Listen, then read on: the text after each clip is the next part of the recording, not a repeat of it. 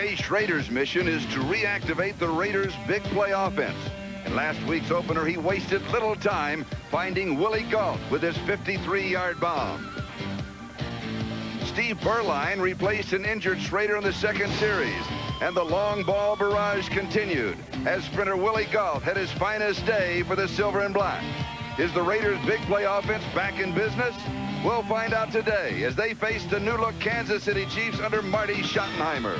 Marty inherited the NFL's top pass defense led by six-time Pro Bowler number 20, Deron Cherry.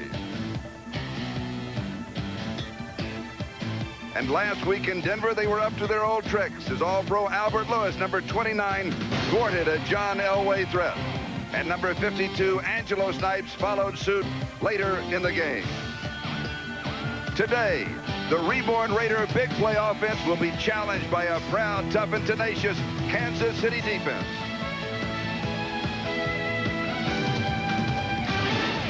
NBC Sports presents the National Football League. Today, it's the Los Angeles Raiders versus the Kansas City Chiefs.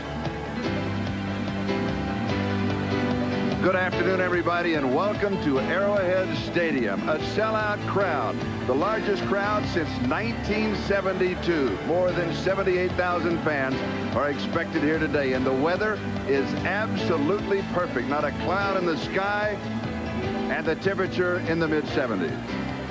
Hello, everybody. I'm Charlie Jones, along with Merlin Olsen, and something has got to be going on with you, because Merlin called me in my room at 6 o'clock this morning, and he says, "Are you ready?" No, Charlie, you're right. Ever since I got bitten by the football bug as a very young man, there's always been one day in the fall when the temperature and the crowd and the colors and the noise said, football season is here. Today's that day for me. It is here. And for the Raiders, the big play is here. And they bombed San Diego last week in the Coliseum. What's their secret to going deep? Charlie, I think last week Willie Gault's speed didn't hurt at all, but the real key was Marcus Allen. He came back, they put him in the lineup, they ran the ball effectively, they pulled San Diego's defense in, and they threw the ball over the top. And what do you expect from the Raiders today? I expect more of the same, and Marcus is going to have his hands full. They're going to give him the football here today. All right, on the other side, what does Kansas City have to do? Kansas City is even more dependent on the running game than are the Raiders. The reason, they're a ball control offense. Their first choice, to run the football. Their second choice, play action passing, which only works if you're running well. And their final choice, third choice, is drop back passing. So that means that Christian Okoye, the running back, will have to carry the load. And Okoye has had problems. Early in the training camp, he went down with a pinched nerve in his neck. His hands went numb. And they were very careful in bringing him back. In fact, they only got him back to practicing 10 days ago. So he has not had many games. He has not played a lot. But they are still expecting big things from him today. So Marcus Allen, Christian Okoye, two of the keys, the running backs.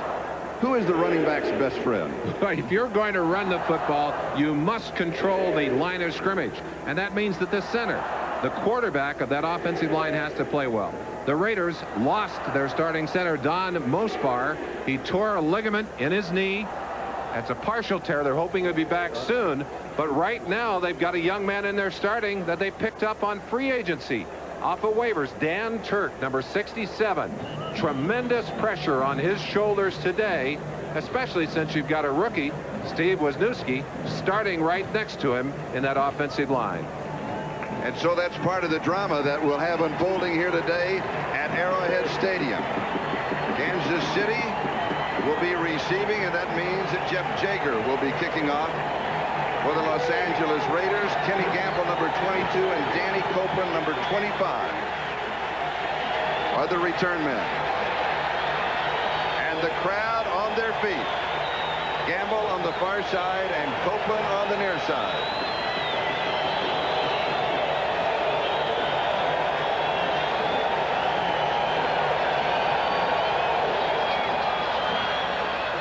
And it is Gamble at the 6. Returns to the 20-yard line. 12 yards on the return. Now, for the Kansas City offense, that offensive line, the veteran, 16 years in the NFL, Mike Webster is the center. He told us this is his most challenging season. Now let's look at the Kansas City backs and receivers. they will open with one running back, and that's Christian Okoye, and 2 tight ends. So when Kansas City goes to 4 wide receivers, Okoye will come out. The tight ends will come out. Herman Hurd will come in along with Rob Thomas and Naz Worthen.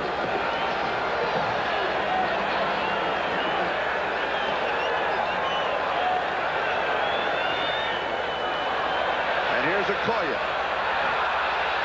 As he opens it up, and he will pick up about 4 yards. It'll be 2nd down and 6. The Raiders defense, their front 7. The change here from last week, Emmanuel King is starting at outside linebacker, replacing Otis Wilson, who was cut. Now when the Raiders go to their nickel package, their 2 inside linebackers will come out. Mike Haynes and Eddie Anderson will come in. In the Raiders secondary, look for the great speed on the corners, Terry McDaniel and Lionel Washington.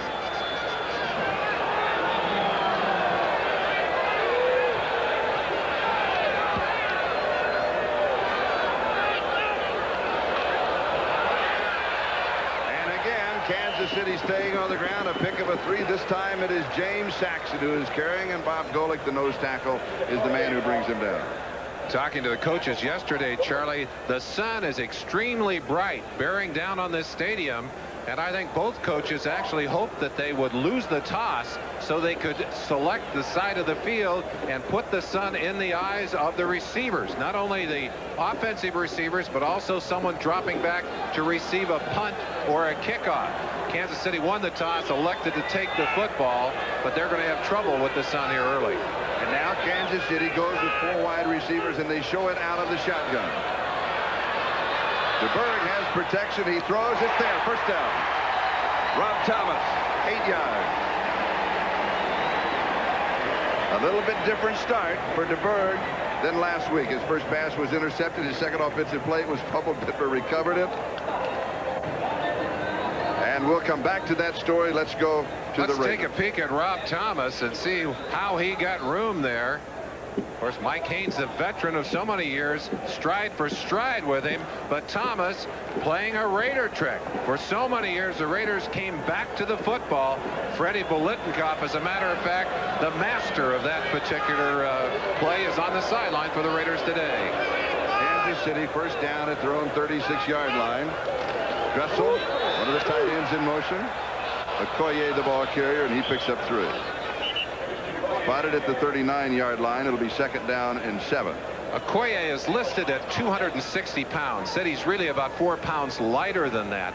But you see a little bit of awkwardness in there, and you may see him have some trouble sustaining today because he has not practiced much, and you see him shaking his head as he comes off to the side. He's had some injury problems in his career, but when he is running at full speed with that huge bulk and 4.46 speed, under 4.5 speed, he is a load, Charlie. And now Herman Hurd along with James Saxon into the offensive set. And here is Hurd. And he is to the 40. Maybe 2, maybe 1. Let's see where they spot it. It's going to be 3rd down and in the neighborhood of 6 to go as Zephley makes the tackle. Let's go back just for a moment, Merlin, to last week, the opener for the Chiefs against Denver. They were down midway in the 1st quarter. They were down 17-0 because they had a pass. First pass picked off, run back for a touchdown. The second offensive play, next time they had the ball fumbled at the 8-yard line, Broncos went in. A horrible start for them. I think the impressive thing for Schottenheimer and these Chiefs is they didn't quit. They came back.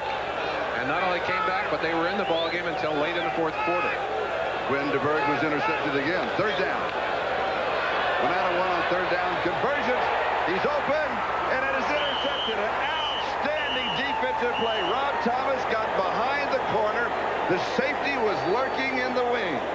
Van McElroy plays that free safety as well as anyone in football, anticipating the quarterback, and DeBerg has had trouble looking off his receivers.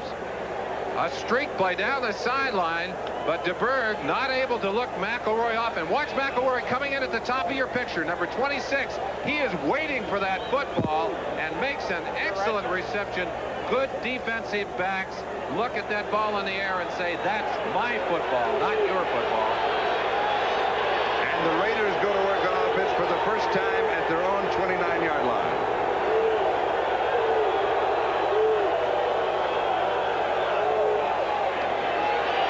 this is Steve Smith. And he is to the 35. He has 6 for the Raiders. That offensive line, the change at center, and that, of course, is that Dan Turk is starting for most part. The Raiders are backs and receivers. Schrader is the starting quarterback, even though he does have that separated left collarbone that he suffered in the game last week. They also lost Tim Brown, a knee injury. So we'll be seeing more of the 3 wide receivers and the 4 wide receivers, and that means that Steve Smith will come out, and Mike Alexander will replace him, and Marcus Allen will stay in on most of the passing downs.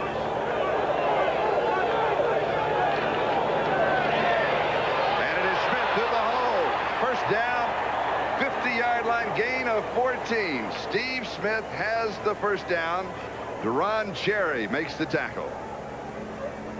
Steve Smith effective as a result of, I think, people keying on Marcus Allen, looking to the outside, and Smith, who's a very underrated football player, taking advantage of some very fine blocking up front by that offensive line. And again, that means that Dan Turk, who is in there calling signals for that offensive line, doing his job here in the early going. First down at the 50-yard line, no score. Just under 10.5 minutes left to play, first quarter.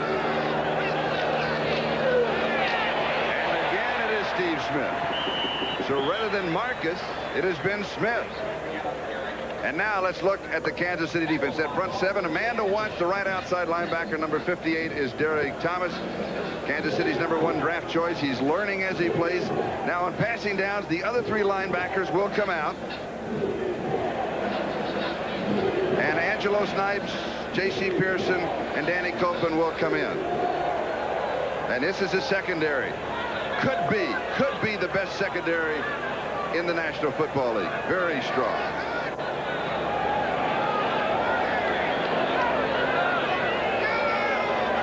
Second and 9.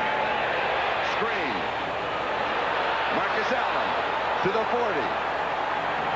Down the sidelines, and he is going to be marked out of bounds at the 24-yard line. 22 yards on the play.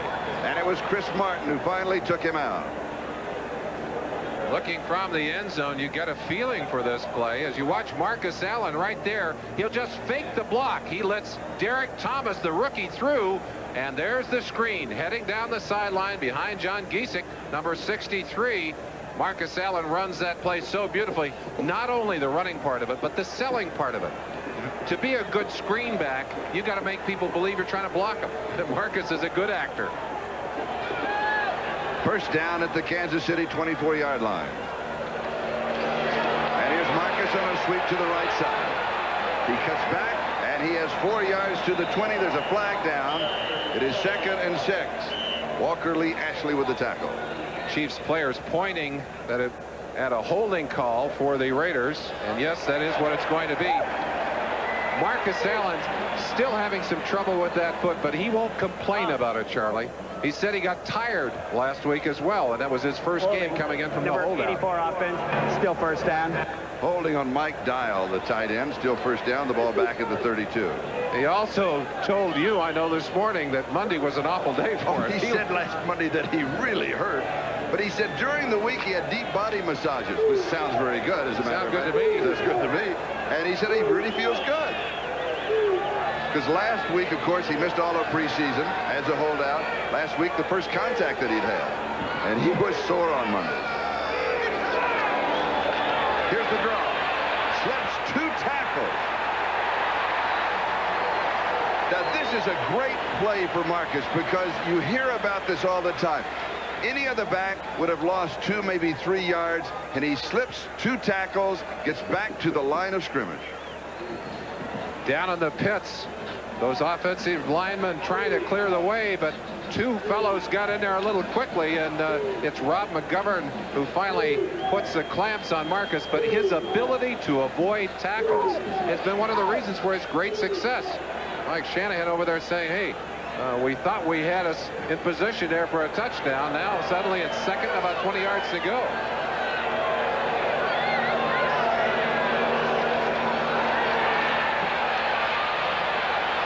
And Schrader comes to Marcus Allen in the right flat.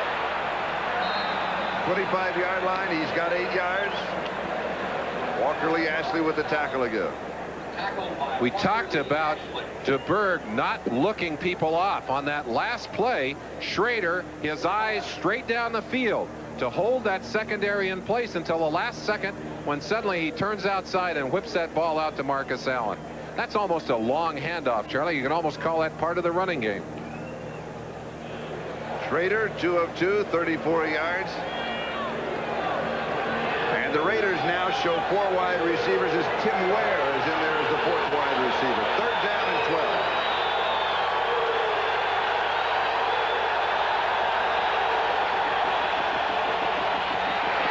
Blitz. Touchdown.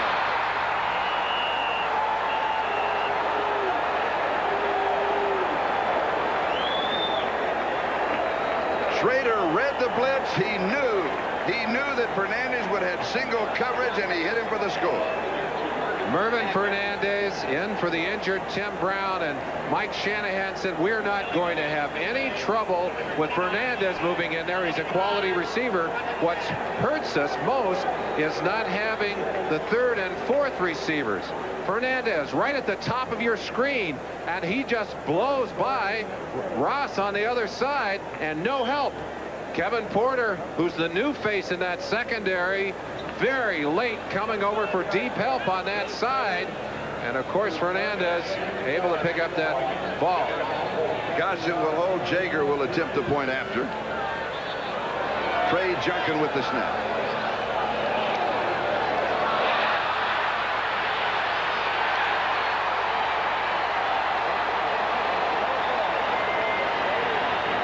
And so the Raiders unable to even try the conversion. And here is a look at the snap. The ball, when it went down, it simply came out of the grasp of Gossett. An indication of how important that holder and snapper can be. With 7:14 time remaining in the first quarter, here is the scoring drive. Took just over 4.5 minutes. Schrader to Fernandez, a 25-yard touchdown pass. Schrader opened the scoring last week with a 26-yard pass, and that Raider deep passing game still healthy here in the early going in Kansas City. And Jeff Jaeger will kick off to either Kenny Campbell or Danny Copeland. Good deep kick. And Campbell will down it.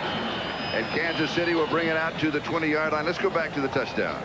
Charlie, Kevin Ross over here on Fernandez is taking him man-to-man. Fernandez just runs it up, and Ross expects help from Porter. Porter is watching Alexander come into here and late getting over.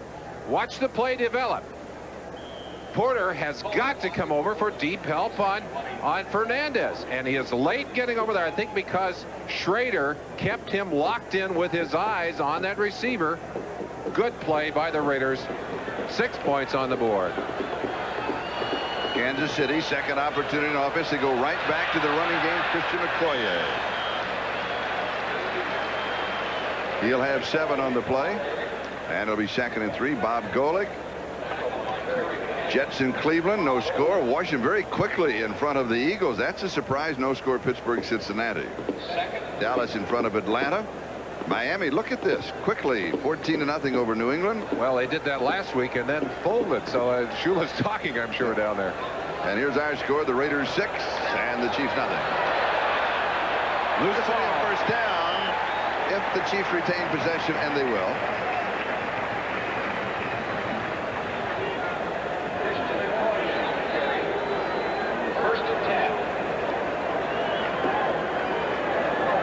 McElroy, who has the interception that set up the drive for the Raiders, makes the tackle. The ball at the 33. Howie Long did not start this game, Charlie, but he is going to play quite a bit today. That ankle of his healing enough for him to start making regular appearances. There he is at his familiar left end position. Only appeared at right end last week because he couldn't move to the inside off that ankle. Al Davis said he'd like about 25 defensive plays from Howie in this game. Saxon close to the first down. James Saxon. It was a first down, and it's close to 10 yards. Saxon, a slashing kind of ball carrier, reminiscent of a Rocky Bleier. He's just a tough guy. Gets everything he can get. You watch him here. Some good blocking by John Alt, the big left tackle there, to give him a little bit of room. There you see that slashing style of running. Able to get down within about a half a yard of that first down. And it's second down. Raiders lead it 6-0.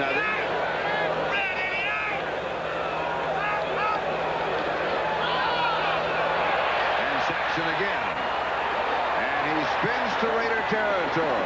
To the Los Angeles 49. McElroy with the tackle. First down, Kansas City. When you're making that kind of yardage on a play, you know that the offensive line is working well. The guy we're watching in there a lot today is number 53, Mike Webster, on the center. And Webby doing a job of leading Golick across the way. And of course, Saxon cutting back against the grain. A good back has to have the vision, the eyes, to let him see that hole open up on the backside. Saxon, 2 carries, 18 yards rushing. Okoye back in. First down. Play action fake. Great fake. Down the sideline is Dressel. Makes a move inside and scores from 49 yards out. Chris Dressel.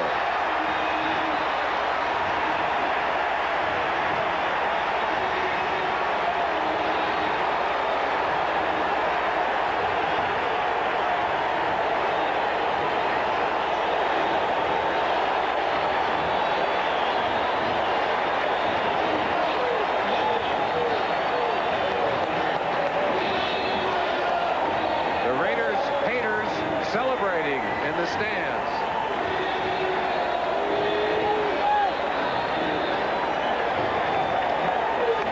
That kind of play, Charlie, play action again, only effective if the ground game, if the running game is going. Pounding with the run, set it up with a beautiful fake, and all of the Raiders went with the run. And Nick Lowry adds the extra point. That's now 175 in a row. Chiefs on top, 7-6. Sports coverage of the National Football League is brought to you by Michelob. One taste will tell you why the night belongs to Michelob. By Today's Chevrolet, who invites you to see why nobody's winning like the heartbeat of America. And by Levi's 505 and 506 jeans.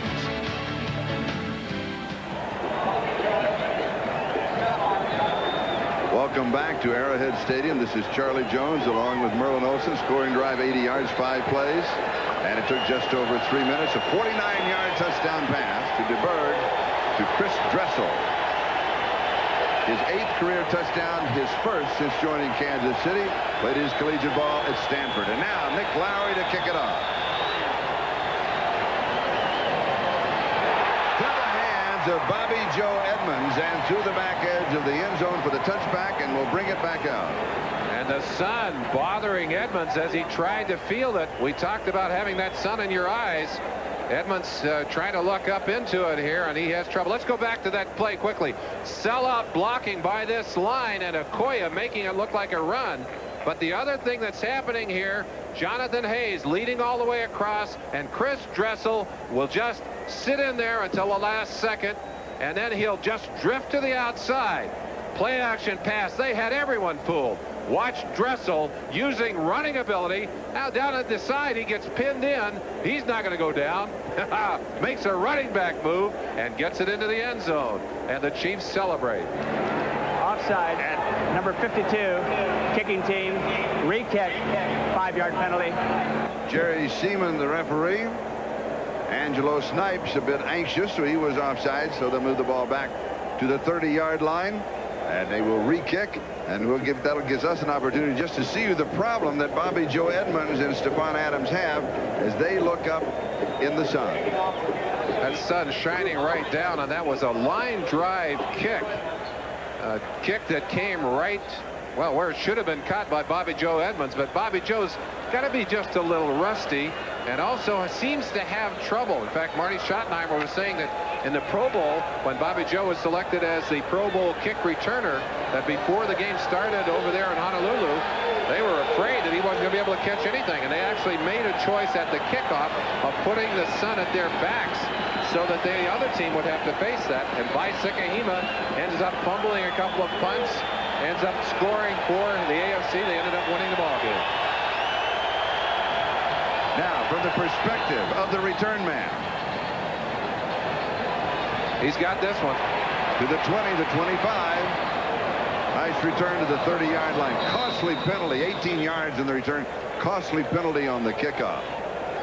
Angelo Snipes, the man who was offside, Joe, made the stop at the 30-yard line, 31-yard line. So 11 yards in reality, the difference in the penalty. Charlie, we'll also talk today about the loss of Tim Brown and what it means to this Raider team. They will feel it in the offensive department where Tim is a great receiver. They'll feel it most in the area of kick returns where they simply don't have anyone with that great speed and the ability to break those long returns. Steve Smith and Marcus Allen are the running backs. And here's Marcus over the top. 4 yards to the 35. Second down and 6. All right, mark the time. 3:39 when the first altercation broke out. This is a rivalry that goes back preseason, actually to about, it was the last day of July of 1960 when they met at Kezar Stadium, and it has been a heated rivalry over the years, and it continues in that mode. Inside, you're going to watch Turk right here working on Bill Moss, the Pro Bowl center for the ASC last year, and Turk getting a handhold on Moss. You see his hand up around. Moss furious at that, does not like being held. I'm sure came up with a few words for Turk on that last play. This is Mueller in motion. Now he goes back to the backfield to block, and Schrader in the pocket over the middle and has the first down. Willie Gall coming back to the 45-yard line where he caught it. He needed 6. He got 10. First down for Los Angeles. And again, the running back and or the threat of the running back sets up the play. Certainly does. And we talked about the importance of Galt's speed. Galt traditionally has hurt people more on the outside than on the inside. And one of the things that Kansas City wants to do to Galt today is rough him up physically. This Kansas City defense plays a huge amount of bump and run, almost Raider football. Schrader's shoulder is not bothering him. He is 4 of 4 for 68 yards.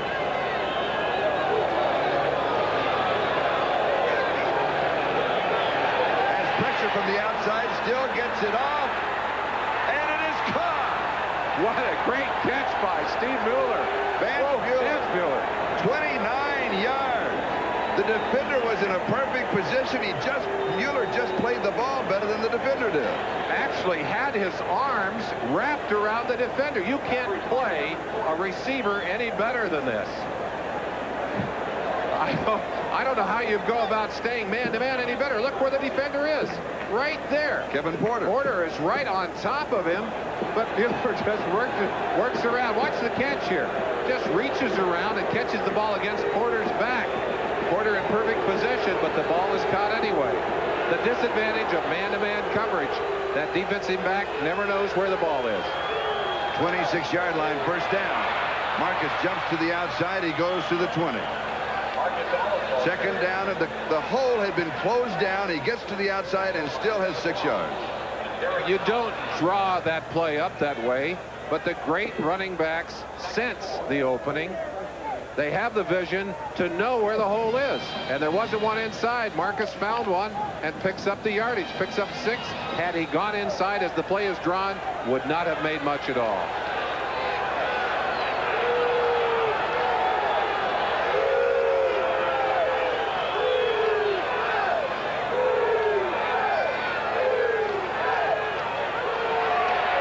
Again. A couple of yards is going to be 3rd down and 2. We talked a bit about Dan Turk, and I asked him, how many games have you had a chance to start at center? He said, not very many. He said, in fact, the first games I ever started at center were back in '86 when Mike Webster got hurt. Ended that Iron Man streak in Pittsburgh, and the man that went in his place, Dan Turk, then in his second year with Pittsburgh, got a chance to start 4 games. And now, of course, today, Mike Webster, the starting center for Kansas City. Last week, the Raiders so effective on third down conversions, 10 of 16.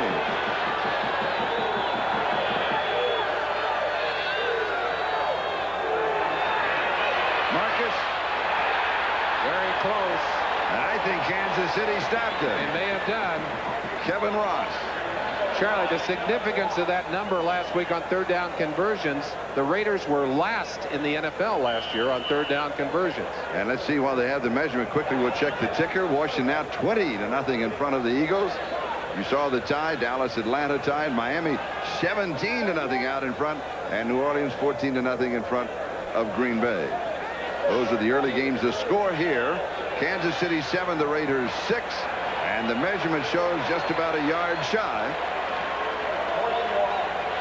And this is the score. You've got to wonder how much that missed extra point will play into the strategy in this ball game.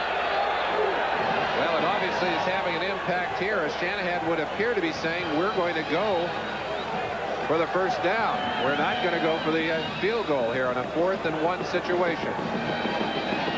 I'm surprised by that decision. You've got to go for the field goal. Well, let's see how it plays out, Charlie. I think more and more coaches in the NFL adopting a strategy that Sam Weich is probably the largest proponent of, which is to say, go for the first down, because if you convert a high percentage of those and get touchdowns out of them, you get more points in the long run than you would out of taking the field goal at every 4th down opportunity. But if you don't, you have wasted 3 points. And now Schrader turns and calls a timeout. The crowd is into the ball game here at Arrowhead. We'll be back in a moment. Chiefs by 1. We're back to Arrowhead Stadium in Kansas City. The Raiders have had another opportunity to decide, to talk, to mull over the fact that they should go for the field goal. They've turned against it. They have turned against it again. Well, Charlie, I think the traditional football logic in the NFL has always been you get the chance for the sure 3 points, and basically that's a pretty sure 3 points. You take it. But that's a feeling that is changing. Mike Shanahan obviously rowing with the new people, that new rowboat that says we're going to go on 4th down and take a chance here. I guess I'm a traditionalist and you're nouveau. Well, I didn't say that that's necessarily my philosophy. I'm a bit of a coward. I probably would have kicked the field goal. 4th and 1. Could the game turn on this play? Marcus has it to the 14-yard line. Marcus Allen over the top picks up the first down as we take the countdown to the end of the first quarter. The score, Kansas City 7 and Los Angeles 6. Well, Charlie Jones along with Merlin Ocean. You may ask, why does he have a coat on? Why he does not? Therein lies the tale. Yesterday at practice, Marty Schottenheimer called me out. He said they had the good hands people out there. Onside kick return. He said, you're going to come out and take one of these. I said, okay. They kicked a hot one to me, and I went to the turf with it, and I came up with a burn. I tell you, all those gremlins getting to me out on that field. They said, take it and dive to the turf, and I did. Nick Lowry complimented you. He said if you hadn't, you held on to the ball. Hans Olsen did it again. That if you had waited one more bounce, he was going to take a skip and would have gone underneath. Well, Charlie, I was afraid I was going to drop that football and embarrass myself. And when I did catch it, I knew if I went down, I might hurt the elbow. I said, to heck with it. I take it to the ground. I'll announce in pain, right? That's all right. First down. Over the middle, pass is complete. Out of the backfield is Steve Davis.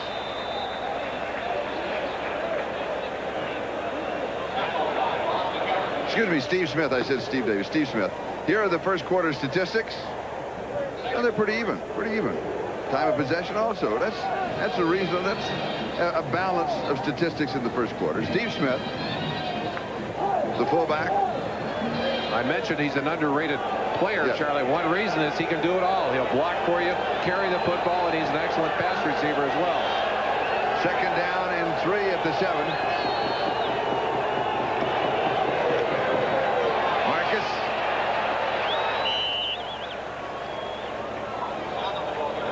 Charlie, the test of that decision made by Shanahan to go for it on 4th down is obviously going to be in whether they get it into the end zone. They made the first down, but they still need to convert. If they were to fumble a ball down in this territory or come up short, then they obviously haven't gained by picking up that first down, except that it would be a much shorter field goal down here than it was earlier. Marcus Allen has 21 yards and 8 carries.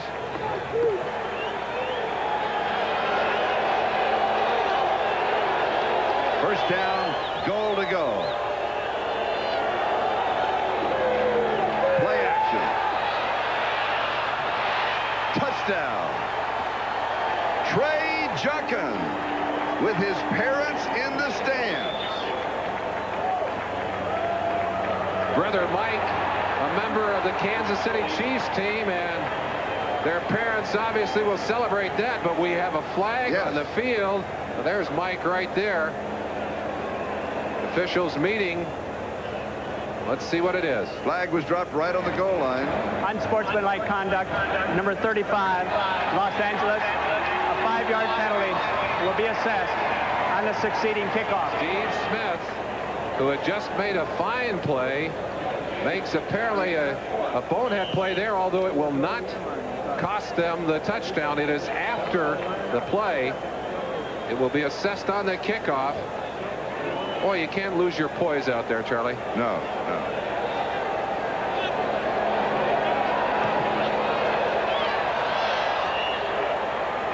It is good. And the Raiders back in front. 13-7. The brothers Junkin, Trey scoring the touchdown. Their parents, Kirk and Doris from Belvedere, Illinois. There's his brother. They are in the stands. They said, where are you going to sit? They said on the Kansas City side because we could get better seats. But the brothers would not tell us where they were sitting exactly. Otherwise, we would have tried to get a shot of them on camera. But I know that they are celebrating. Celebrating and hurting at the same time. That's a problem with having a son on each team. There's the drive, 69 yards in 10 plays.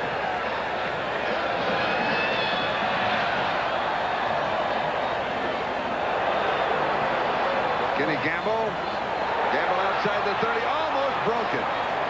Just a defender away, 22 yards on the return. Let's go back to the touchdown. Trey Junkin at the tight end position, Charlie, right here. And Walker Lee Ashley is the man who's going to try and cover him. But watch Dial, the other tight end, come inside. He'll get in the road, and as Walker Lee Ashley tries to cover this pattern, he simply can't get through the traffic. It's a pick play, Charlie, and it works to perfection. Ashley a half a step behind trying to get out there, and the touchdown is over his head. Kansas City behind for the second time in the ball game. A first down on their own 33. Christian Okoye, King with the tackle. Jeff Jager out of Washington, and who's going to make the tackle? I'll tell you, the kickers don't necessarily like that. Also, he was born and raised in Kent, Washington. He's a Husky, went to the University of Washington. When he came to Southern California, he said, why does everybody ask me how I pronounce my name? Read it. It's Jager. Well, he shouldn't come down to visit you then. You live in the Yoa?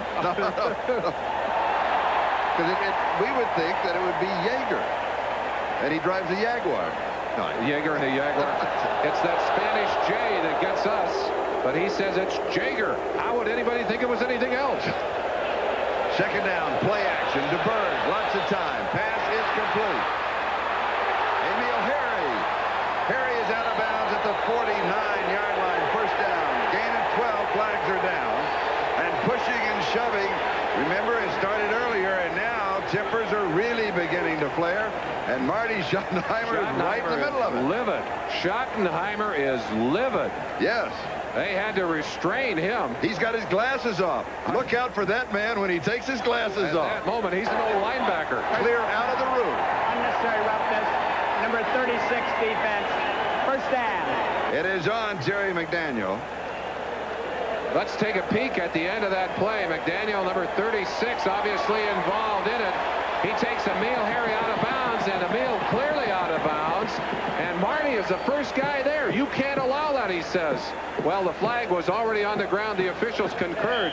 But I tell you, there were a lot of red shirts out there immediately. I'm not sure I agree with that call. It's for hitting him and carrying him out of bounds. But that was all a continuing motion. It was what happened after they were out of bounds, when he slammed him to the ground, Charlie. The officials very hard on that, especially in a game that traditionally has relatively strong emotions running in it. There's no relativity about this thing. Right. Do have strong emotions. And here's Herman Hurd. And now let's go to New York City, and Bob Costas has an NFL update. Charlie, shortly after a fake punt attempt by the Patriots, which failed and gave Miami the ball deep in New England territory, it's Dan Marino zinging one over the middle, 16 yards to Jim Jensen. Marino, who historically has had little success against the Patriots, has thrown for 2 touchdowns. 17-0 Miami. And next week, Miami will be hosting the Jets. And we will be there. Yes. Look forward to it. They played a good game against Buffalo last week. They could be a surprise. Loss. They said that Shula and some of his coaches had tears in the eyes. I can understand why. They had it won and lost it in the last second. Howie Long back in on defense, and here's Okoye. Over the years, you have heard this man's name pronounced Christian Okoye. We asked him yesterday because we heard that we had been pronouncing it wrong. He says, yes, he says everybody has. The correct pronunciation is Okoye. So hopefully from now on it will be Okoye. We're not sure if it'll work or not, but we're trying. Born in Nigeria, a member of the Igbo tribe.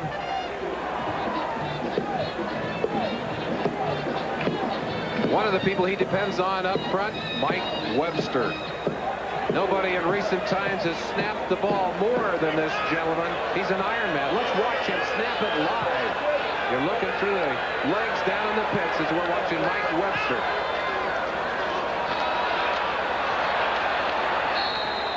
Kenny Campbell, the ball carrier, and Bill Pickel with the tackle. They're coming up short on that play. 3rd and about 2. And I believe we're going to see a kicker on the field. Philadelphia is on the board. Washington has 20. Cincinnati in front of Pittsburgh. That is expected. Dallas, Atlanta getting a little closer. Miami, you heard the update a moment ago. And New Orleans still shutting out Green Bay. And here it is Los Angeles 13, Kansas City 7. From the 37-yard line, a 47-yard field goal attempt.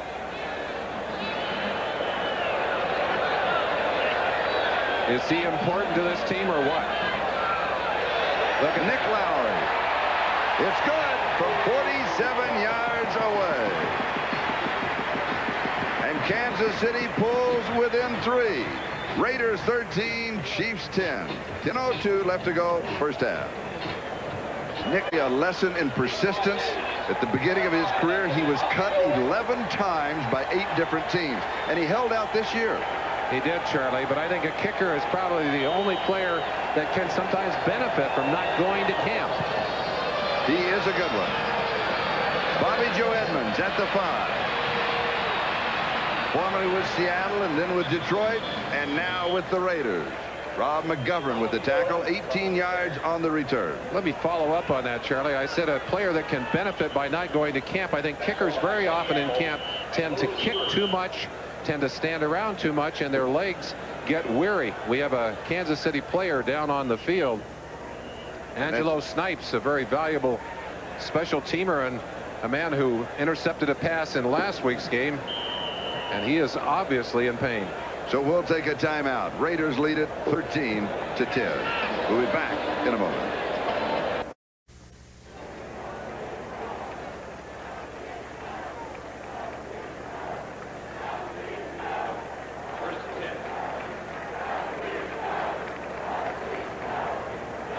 We're back. Angelo Snipes has now been helped over to the bench.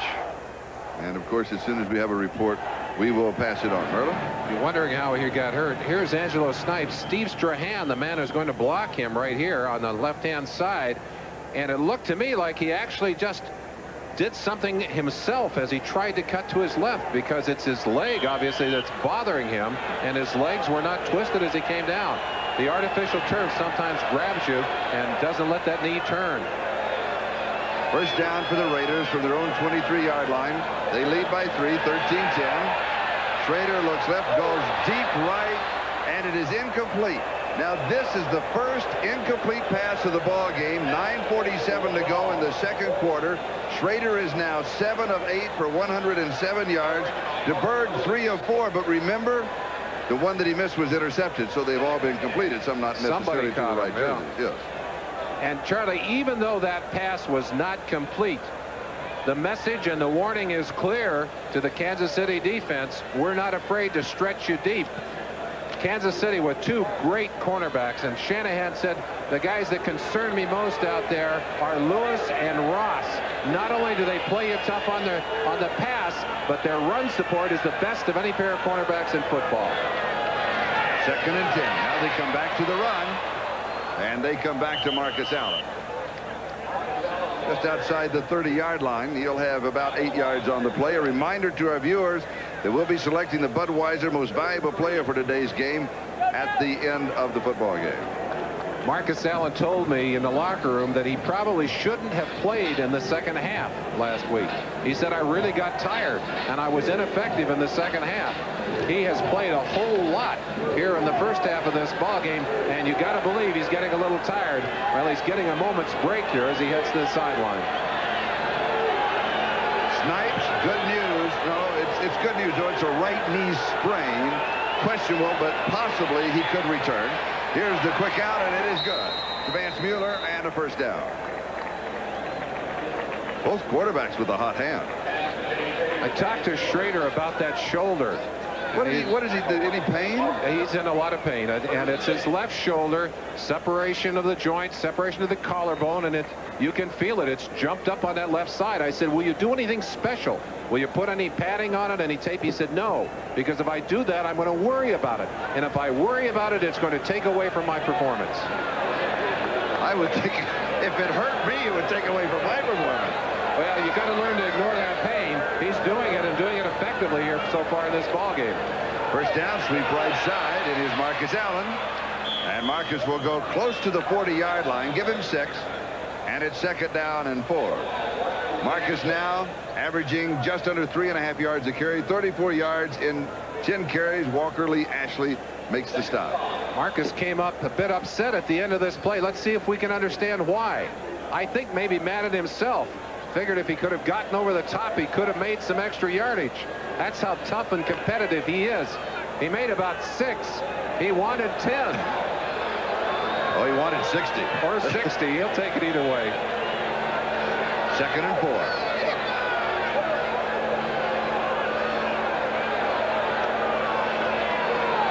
Marcus again. There's nothing there. Now he goes outside. Now there. I cannot believe this. Now there's 2 yards, and there's just no way that you can get 2 yards out of that play. Absolutely great body control by Marcus, but that's something that he is not going to do all day long. He doesn't have, right now, doesn't have the energy, doesn't have the ability to keep sustaining that. But watch him just jump outside, and look at the body control there, twisting and turning to get the extra yardage. His running style, very upright, much like Okoye, but Okoye doesn't have the lateral movement, the body control, and the balance that Marcus Allen has. He's such a pleasure to watch. 3rd down and 2.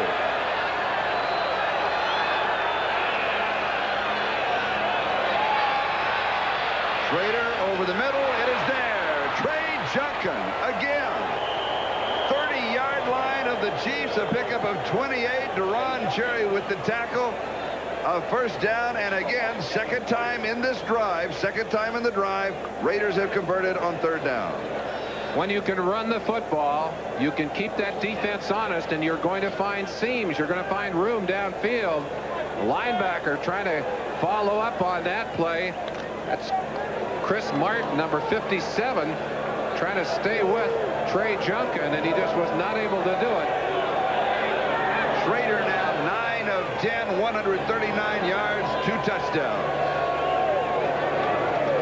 Back to the ground. Steve Smith. Now let's go to New York City. Bob Costas and an update.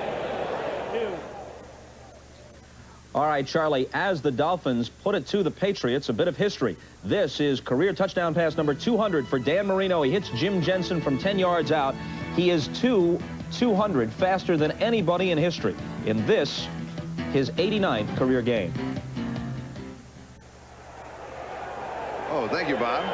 Boy, we're delving into all angles today, aren't we? We're catching them all today. He got him. All right, they come into our net. Steve Smith. Marty Schottenheimer came into this game as a linebacker coach, became a defensive coordinator, then a head coach. Standing next to him is Bill Cowher, who is now his defensive coach. He'll be calling the defenses today. And Charlie, these two defenses almost mirror images, because Dave Adolph, who was the defensive coordinator in Cleveland last year, is now the defensive coordinator for the Raiders. But if you were standing in the two huddles, you wouldn't even understand the language. Sounds like somebody speaking Greek and somebody else speaking Russian. And we have an example of that for you in a moment. It's really interesting. 3rd and 3. Schrader wants to set a screen. Now he's got to go deep, and it's knocked away. Good defensive play. Horton, the intended receiver, and Chris Martin knocked it down. Martin, the man who was there and missed the coverage on the last play. He didn't miss that one. Excellent coverage on Ethan Horton. Ethan, by the way, started his career a #1 draft pick here in Kansas City, a running back then. But watch the coverage. Martin, who came here after being turned loose up in Viking country, doing a good job on that play. It's 4th and 3, and so the Raiders will go with a field goal attempt here. Well, 39 yards. They're not going for this one, Charlie, and I think it's the yardage that dictates here. Definitely. 4th and 3. And it is good. Jeff Jager from 39 yards away. And the Raiders stretch their margin. They're back in front by 6, 16-10. League is brought to you by Ford and your Ford dealer. Have you driven a Ford lately? By First Brands Corporation, makers of Prestone Advanced Formula Antifreeze. And by Anheuser-Busch, we brew our fine quality beers to be enjoyed responsibly. Remember, know when to say when.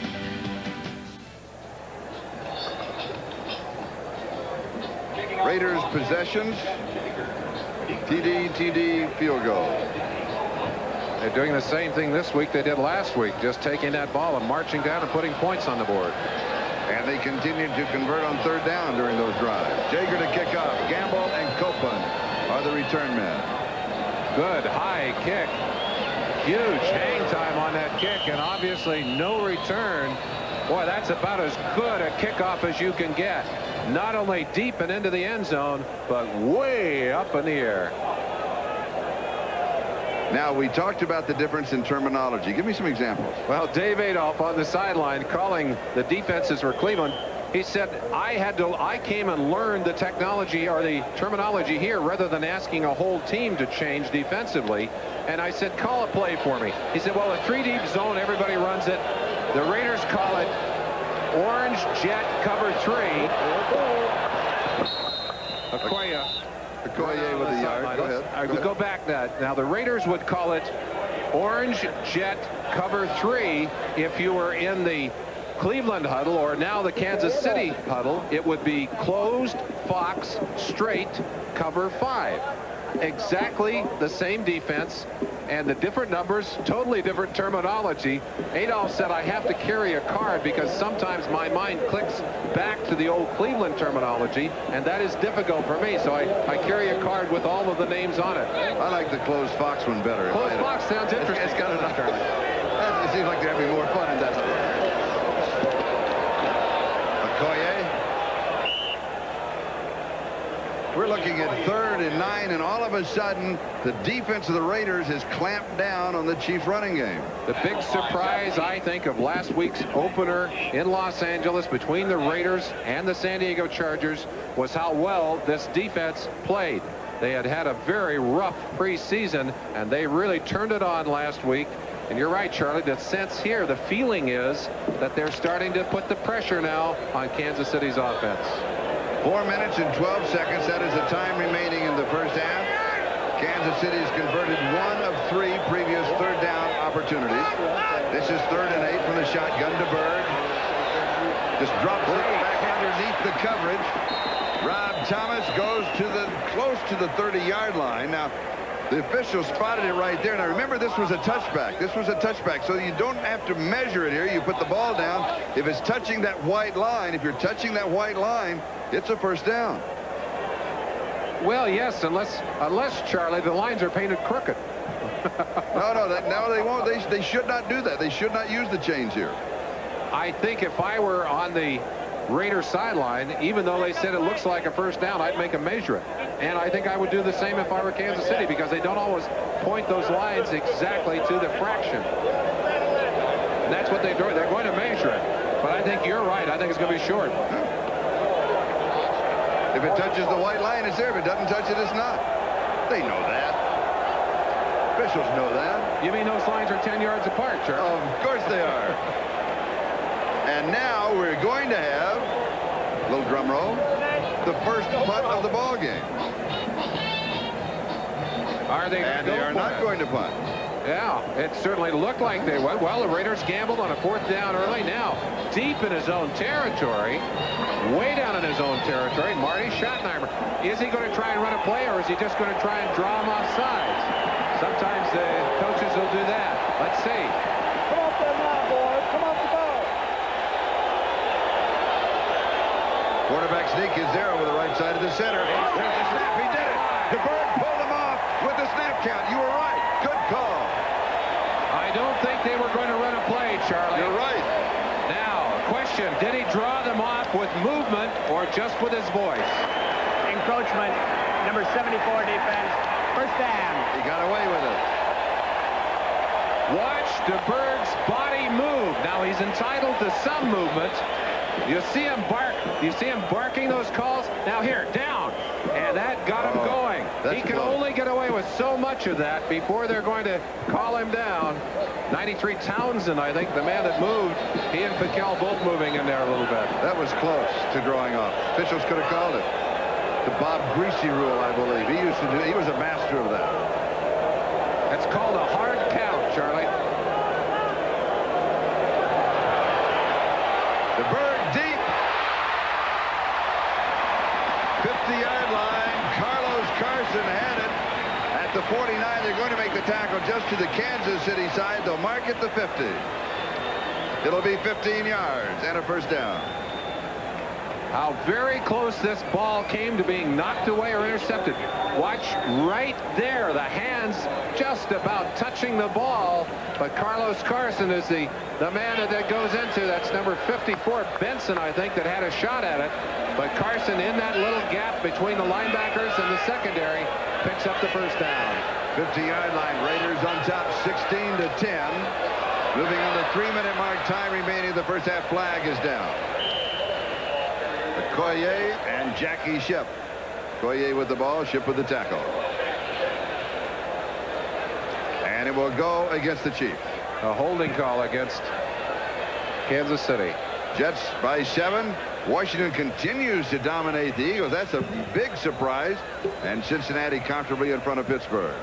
Atlanta creeping up on Dallas. Miami still shutting out New England. And New Orleans in front of Green Bay. And as Merlin mentioned a few moments ago, we'll be in Miami next week for that Jets game. And here it is, Raiders 16 and Kansas City 10.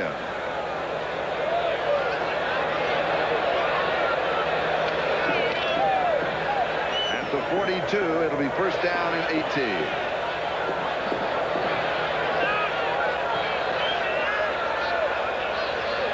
Less than 3 minutes to go in the second quarter. Play action. All alone is Jonathan Hayes. Oh, no! Hardest pass in the world to catch because you started your celebration. Last week in Denver, James Saxon had one going into the end zone. The same kind of pass and dropped it. But you're right, Charlie, when you're out there all by yourself, all kinds kinds of gremlins get into your head. This is a touchdown. Hey, nobody's around. Tuck it away and go. Where am I going to move? Uh-oh, I forgot to catch the football. What happens, you start thinking about the picture on the front page of the Kansas City Star tomorrow morning. Those things really go through a receiver's mind at that time. Jonathan Hayes, an underrated player in this league, one of the best blocking tight ends in football, and his pass catching is improving. Well, not on that play, but it is improving, Charlie. Second down and 18. Too much time. Too much time. Boy, back-to-back problems. A drop pass for a big first down in Raider territory, and now DeBerg too slow. Joe Pendry, who calls the offensive plays. There's Joe on the sideline. Of course, he came with Marty down from Cleveland. Marty brought about 7 of his coaches with him.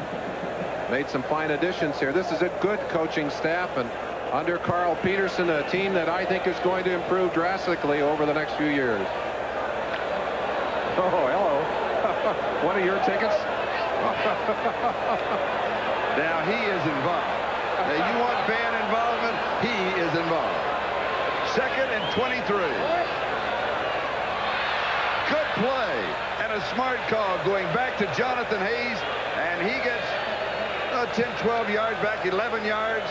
But now he has his confidence back, and that is more important than the yardage that he got there. I like that too, Charlie, and you're absolutely right. If he festers, if that bothers his performance later in this ball game, the way to get rid of it, get right back on the horse. And they threw it to him. He caught it, picks up enough yardage that they're now third and a little more than 10. Kansas City with 4 wide receivers.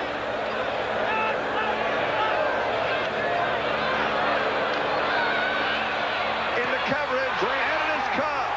Outstanding reception by Emil Harry. From the brink, the Chiefs have come back. A first down at the Raiders' 33-yard line. We have seen some incredible catches so far in this game. The one by Vance Mueller earlier, and that one was Harry just getting nailed down there and still hanging on that football. Beautifully done. Working to be the best they can be. Teammates, sponsored by the U.S. Army. During the 60s, Joe Namath teamed with 2 of the finest receivers in AFL history. Number 83, George Sauer, worked the cracks and seams in the zone, while Don Maynard, number 13, simply blew past them. Together, they combined for over 900 catches, over 16,000 yards, and more than 100 touchdowns. Sauer's moves and Maynard's speed enhanced each other's individual talents. Together as teammates, they became the best they can be. And 4 seconds left in the first half.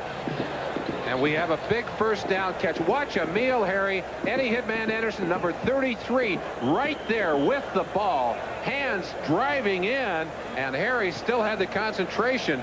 Now, the knock on Harry has been that he drops the ball a great deal. He did not drop that one. And remember, a moment ago, it was 2nd and 23. Back at the Kansas City 37 is now a first down at the Raiders 33. James Saxon, fresh legs. He's been out of the ball game for a few plays. Jackie Shipp makes the tackle. Charlie, we talked at the beginning of this game about Okoye being the workhorse in this running game. That has not been the case. Okoye has been relatively ineffective. Saxon and Herman Hurd have run well, especially Saxon, who has been the slasher in this game. 2nd down and 3.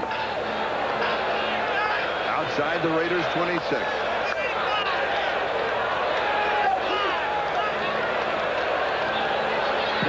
To Okoye, and all alone in the right flat. It's Saxon. 8-yard line, first down, goal to go.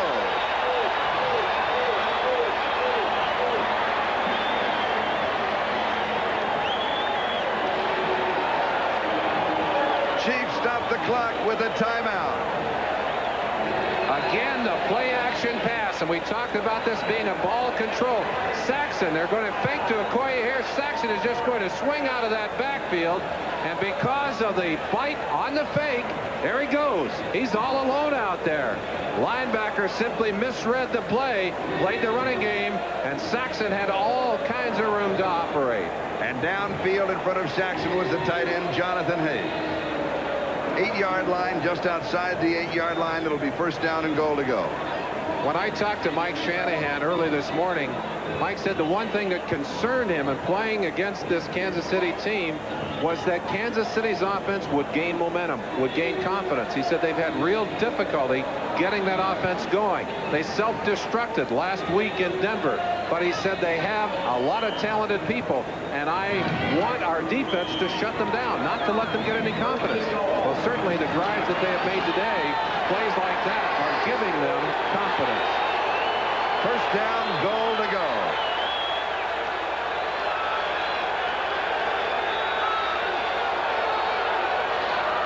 Okoye, touchdown.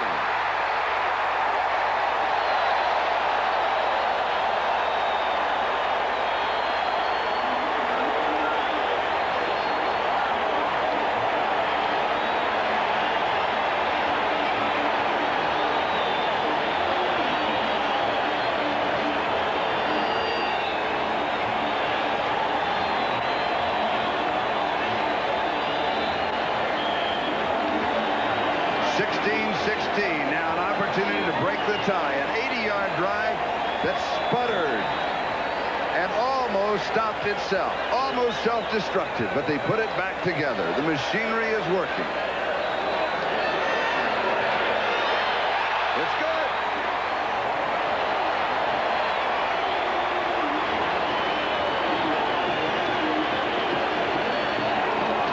Kansas City 17, Raiders 60. Christian Okoye, middle of your screen, and they're going to get him right up the middle. You can see why they love this huge back with so much strength. Great block by Webster, 53 on the center. Okoye, and there's Webster making his block right there. Look how Okoye runs through that arm tackle as he'll just burst through there. You can't tackle with one arm of that man. That was Pilkel, number 71, getting an arm in there, but he is simply too powerful to take down with an arm tackle. And Charlie, the interesting thing about Okoye to me is here he really has not been a major factor so far in this ball game, but just as we said, Okoye has not been a major factor. He steps up and knocks one into the end zone. Now just to our right, the coach's box of the down a little down further to the right, 3 booths down to the right, is the coach's box of the Los Angeles Raiders. Al Davis has been in during this drive, and he has been, there he is, and he is very much involved in what is going on 3 boxes down from us. You bet he is. Yes. He's a football man, was a head coach for this Raider team initially. When we talked with Deron Cherry, he said Al is back. He said you can look at the films, you can tell this is an Al Davis ball club. He is back, he is involved. Oh yeah, it's been a long, I don't remember seeing him in the coach's box in a while. The coaches remember. Oh yeah, well they'll know. All right, here we go. Bobby Joe Edmonds, 5 yards deep, he'll down it, we'll bring it out to the 20-yard line. We talked about a great kickoff a moment ago from Jager and how deep it was. Now Lowry shells the ball. I don't think I can remember when I've seen better kickoffs in a ball game from 2 kickers. You're right. 2 powerful legs. Different style, and that's something we might have a chance to show you a little later. Lowry, a most unique kicker. Very tall and with a whip of a leg, but his style is a little different than most other kickers in the league. Now remember, the Raiders took that timeout when they kind of mulled it over in the first quarter whether or not they were going to go for the field goal, or I think Schrader didn't like the defense. That means they have 2 timeouts left. 59 seconds. Time remaining first half. There's pressure to screen over the middle, and it's there. Then looking, Marcus Allen looked almost as if he wanted to lateral the ball. And he spins his way to the 30 and across the 30-yard line, and he has a first down. An absolutely remarkable play from Marcus with nowhere to go, and most backs at that point would surrender. I think Marcus would gladly have lateraled the ball too, Charlie, but there was no one there. But he simply rolls out and makes some yardage out of the play. Another first down. He's a traveling highlight film. Schrader knocked down. Chiefs go for it. Do they have it? No. Raiders retain possession. Was that Derek Thomas? Yes, I think it was. The #1 draft choice. He held out for a while, a little late coming in. starting to make his presence felt. Right-hand side of your screen, number 58. And there he is, folks. He said, hey, I'm here in time to strip that ball away. And for Kansas City, this is their first sack of the season. Bad news for the Raiders as one of the offensive linemen is down. It's Wisniewski. It's the rookie, Steve Wisniewski, number 76. They're looking at the ankle, I believe, of Wisniewski. Wisniewski told me before the game, he said, one of the things that concerns me today is not having Mospar in there. Because he said on every play, one of the first thing I say is help. What do I do? And Mospar does give him help, but he has played well, as has Turk in relief today. Was his name spelled correctly on his locker this week? Yes, I think it was, Charlie. Actually, they didn't write the names on the locker. Let's look at Wisniewski and see if we can see what happened. Left-hand side of your screen, and I believe that that's Wisniewski right there, locked up with Moss. Oh, yes, there you saw it. You see him grab that foot. And I think, again, that's the turf. That's the turf. The players in the NFL basically, by and large, hate the artificial turf. It just doesn't give. And historically, the Raiders in Oakland on grass, in the Coliseum on grass, historically, they have always played better on the real thing. The only players that love the turf are the kickers, Charlie. Good point. 21 seconds, time remaining. The ball back at the 20-yard line. Draw again. And the Chief defense now taking over. They say we've got the football. No, they say we'll take a timeout. They were pointing and waving. 14 seconds. Looking at that scoreboard, Charlie, two events in this first half with real significance. The missed extra point, the botched extra point, the difference in this ball game right now, and the decision by the Raiders not to take the field goal, and the conversion to 7. 14 seconds. That is the time remaining in the first half. Schrader to Fernandez, 25 yards for the touchdown. To Berg to Dressel. And, of course, it was on that first touchdown that the hold was bobbled by Jeff Gossett. The snap looked to us all right. Halftime, of course, Bob Costas and O.J. Simpson scores and highlights. Boomer and the Three Bears will be highlighted. Boomer and the Three Bears. Let's not give it away. I've actually seen the commercial. I have. It's an excellent commercial, and they've got some outtakes. Now, that should be fun. That should be fun. Schrader to Junkin for a touchdown. Nick Lowry with a 47-yard field goal. Jager with a 23-yard field goal. And Okoye scoring from 8 yards out. Quick rundown, bringing you up to date with 14 seconds to go in the first half. Third down. Marcus. Down at the 25-yard line. Now they're stopping the clock. Here's what's happening. I can tell you exactly what's happening. There's a fight going on is what's happening. The official is right in the middle of it. I mean, we are slugging each other, and Steve Wright has to be young because he's got his helmet on. Never take your helmet off. They're setting up a free catch. Fair catch. They're setting up off of this punt. They're going to fair catch the punt. And off of the fair catch, Nick Lowry is going to go for a long, long field goal. That might be an NFL record if he can make it, Charlie. Depending on the punt. Let's see what happens here. We got a roughness call. Personal foul. Ooh. Against Kansas City. And, of course, that changes the whole complexion. That changes the whole complexion. Now they'll be out of range. Because following a fair catch, it happens, once every 2 or 3 years. Following, and usually at the end of the first half, at the end of the ball game, you following a fair catch, you then have a free kick, and that means that the defense has to stay 10 yards away. Personal foul. Unnecessary roughness. Number 63. Kansas City. First down. Number 63.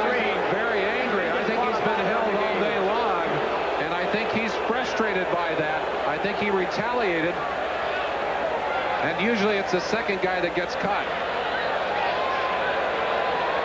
But what he does, it is a mistake, because what he does is take away any opportunity for that long field goal that they were setting up. And the sequence was right in line for that. Marcus Allen to the sideline, and I think we may see a Hail Mary here. And, of course, the object there would be to get an interference call if possible, because the play in the game in the half cannot end on a foul against the defense. And you're right. Three wide receivers to the near side. Schrader has completed 10 of 12 for 148 yards and 2 touchdowns in the first half. Not bad for a guy with a bad shoulder. Has pressure. There's no time to throw. He's just getting away, getting rid of it. Don't let him hit the shoulder. Go into the locker room. Smart move. Good defensive play by Kansas City. Interesting, very competitive, very close first half. And I think Marty Schottenheimer feeling some real satisfaction at the quality of the offensive performance and the defensive performance of his team. The Raiders continuing where they left off last week. Kansas City 17, the Raiders 16.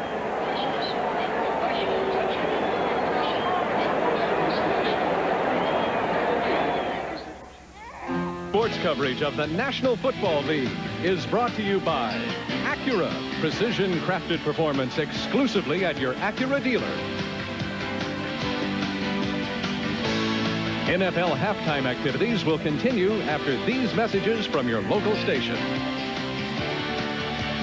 Entire Kansas City Chiefs organization, I want to thank you loyal fans and the many corporate sponsors who helped us reach a sellout by noon Thursday.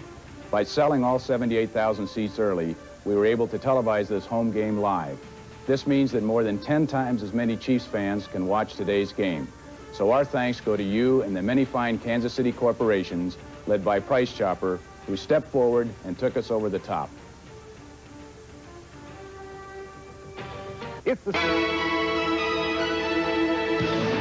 We're back now at our studio in New York. Welcome to NFL Live. Bob Costas along with O.J. Simpson. Now on the pregame show, you picked the Raiders, who are slight underdogs in this game, and it's just that close. Well, I thought the Raiders, their offensive line has been playing super football, and I really felt that they would get a little more of a pass rush on Steve DeBerg. What's happening is they miss Howie Long. Howie's playing, but he's been hurt.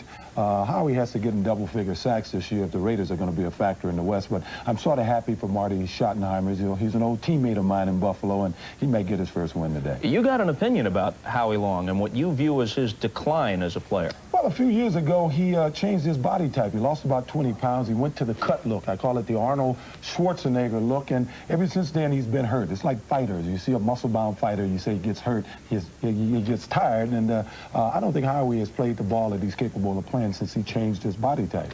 All right, Juice, let's take a look at some of the scores of other games around the league. Bud Carson is trying to make it 2-0 as the new head coach of the Cleveland Browns, a rookie coach at age 58. There he is, the former Jet defensive coordinator, and leading his old teammates 14-7 as they approach halftime in this one. Ken O'Brien will be sacked by Al Baker. He's one of those Plan B free agents that Carson picked up. He picked up a lot of them to fill out the Brown roster, and the well-traveled Baker gets the sack there. It was a scoreless game early in the second quarter when O'Brien sent Roger Vick up the middle, virtually untouched, 39 yards for the go-ahead touchdown. It was 7-0.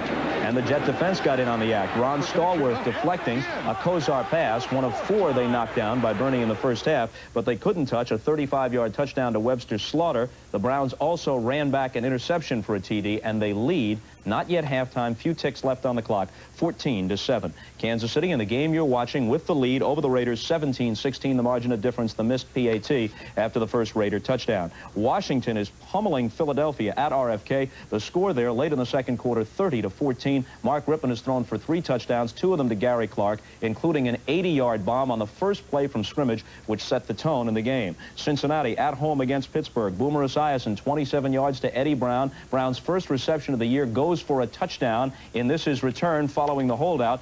There is Chuck Noll, a man who has every reason to be glum. 51-0 last week against the Browns, 20-3 at halftime in this one. Here's the play we mentioned a moment ago. It's Eddie Brown on the receiving end. He doesn't show too much rust from the holdout. Boomer Esiason with the TD toss, 20-3, and they tack on another one. On this touchdown, Ickey Woods tumbles in, and he'll have to do his dance along the sideline, which he did. The Bengals lead by 17. Dallas is playing at Atlanta, and they're on the scoreboard for the first time this year. Blanked a week ago at the Superdome against the Saints. They get a touchdown pass of 65 yards from Troy Aikman to Michael Irvin. For Aikman, it's his first NFL touchdown throw, and the Cowboys lead at Atlanta 21-10. Miami over New England, 24-0, and in this game, Dan Marino has thrown 3 touchdown passes to reach 200 for his career. Mark Clayton returns. That gives him an extra weapon. They also have Sammy Smith, the first-round draft choice, whom they signed, and this would be Sammy Smith on his first NFL carry. He serves notice that he plans to be an impact player in the league, a 21-yard run. Now here's Marino off the shotgun. And it's Clayton making the tumbling catch in the end zone. He's coming back off an injury. He threw one to Jim Jensen a moment later. And this is Jensen again. His second touchdown reception of the first half. Marino's third touchdown throw. 200 even for his career. In this, only his 89th game. Now, to put that in perspective, it took Johnny Unitas 121 games to get to 200 touchdown passes lifetime. Fran Tarkenton's all-time NFL touchdown pass record is 342. It's way out in the distance, but Marino is young and healthy, and he has at least an outside chance to eclipse Tarkenton's seemingly unreachable mark. And New Orleans is playing at Green Bay. It's the first time the Saints have ever visited Lambeau Field, and they're roughing their hosts up, leading by a score of 24-7. The Juice and I will be back later in the day, but right now we ask you to stay with us as NFL Live halftime activities continue following these messages from your local stations.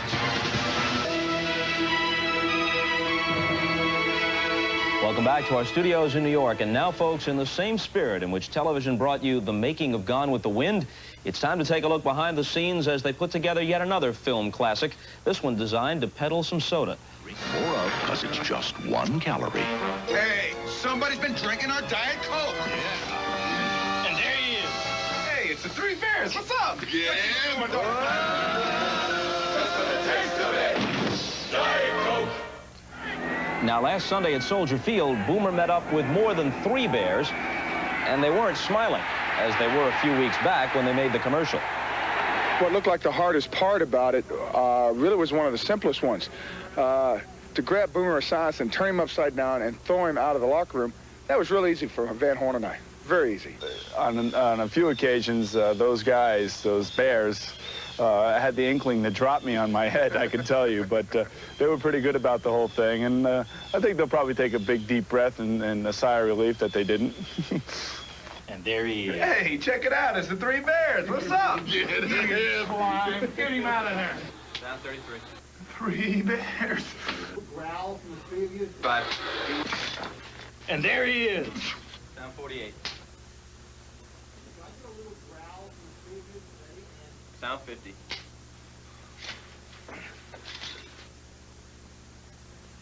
Down 60. And a little intimidation. Can I get a little growl from the three of you? Ready? And growl.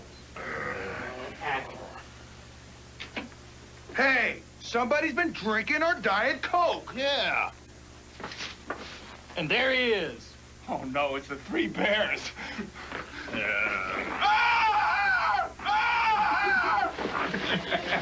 All right, guys, get out of my shower.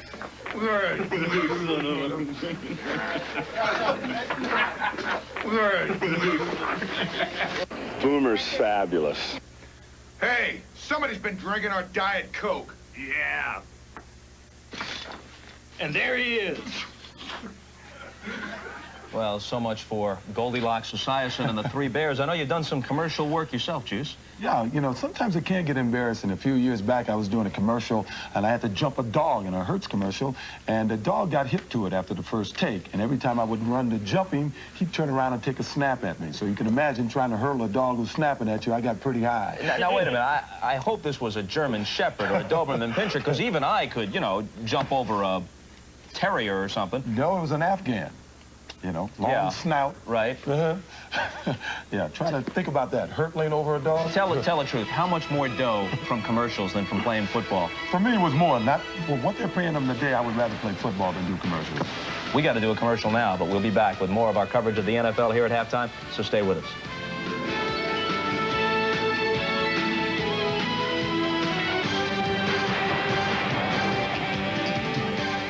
Welcome back to halftime at Arrowhead Stadium. It is still just the way it was when you left Kansas City leading by 1 in Merlin. At the beginning of the telecast, you really expressed the feeling that the running game is the whole key to set up the passing attack. And well, it has really just followed your whole script, yes. Well, I don't know if it's followed it exactly, but Marcus Allen has carried the ball 13 times in the first half. I don't know if he's going to be able to do that in the second half, but that opened the way then by hammering inside, opened the way for some brilliant long passing. And Schrader, who has had a great first half here, in fact, maybe his best half of football since the early part of '86, hit an early streaking pattern to Mervin Fernandez. Down the sideline, Fernandez gets away from Ross on the sideline, and there's no coverage coming over from Porter. Fernandez all alone in the end zone. And there was a blitz coming, a defensive blitz that was coming, and he read it immediately and went to Fernandez. So now we know why, bad shoulder and all that he suffered last week, that he is back at the helm for the Raiders. Charlie, we knew that Marcus Allen could run the football. We weren't so sure about Christian Okoye. And the running game for the Kansas City Chiefs has really set things up for them today. And Okoye, who has carried the ball 11 times in the first half for over 40 yards, capped off a drive right there with an 8-yard touchdown run. Now, it's successful running, not just by Okoye, but also by Saxon, that has set up the play-action passing. And the impressive part of this first ball game has been the running game and the continuity of that Kansas City offense to me. And we have just been informed, as you were talking, that Bill Moss has been ejected from the ball game, will not play in the second half. The ejection because he threw his helmet. He threw his helmet. Yeah, and that means that Dan Saliamua, who's a fine nose tackle, but he is not a nose tackle that went to the Pro Bowl last year, will be in his place. But again, and if you're listening and you're a young football player, you can't lose your cool. You can't lose your cool. You cannot afford to do that. I mean, in that one moment, because now, as great a player as he is, you know, he is going to be watching in the second half. He is useless to his team in the second half. Looking forward to this second half. We'll keep our eye on Marcus Allen. Look at his ability to sustain in this second half. I think they're going to have to start pulling him out more and more in the second half. And also, can Kansas City's offense keep up the pressure? I've been very impressed, as I said, with what they have been able to do so far in this game. And in case you don't understand about Marcus Allen, he held out during preseason, came into camp with a week before the first regular season game, and that was last week. And so the first contact, the first hitting he had was in the San Diego game last week. He was very effective in the first half, but he really got tired in the second half.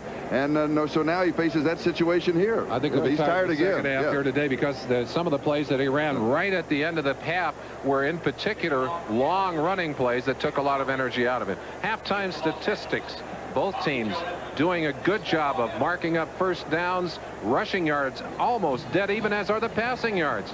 Turnovers, the Chiefs picking up one on that side, and the Raiders with an edge in controlling the football. But Charlie, I think the difference in this game, as we mentioned, two things: the missed extra point, otherwise it'll be 17-17, the decision by the Raiders to go for 7 and not for 3 when they were down there with a chance to kick, which turned out to put touchdown on the board for them. And the Raiders will have the opening opportunity of the second half. Nick Lowry, with the ball rolling off the tee, gets a second opportunity to tee it up and kick it.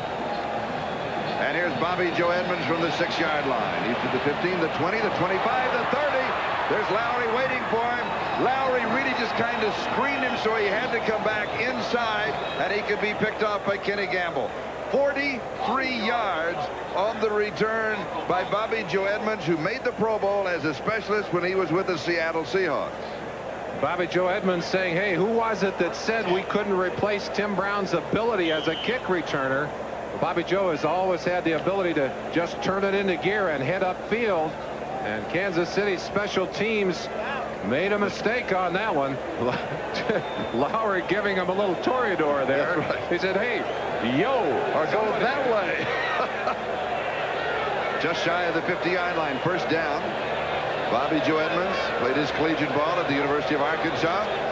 Little play action fake by Schrader, has time, drops it off underneath the coverage to Steve Smith.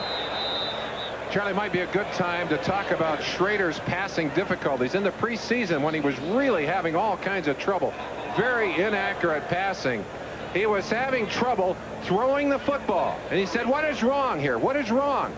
So he would, well, one of the problems he was having, he wasn't seeing the offense as well as he should have.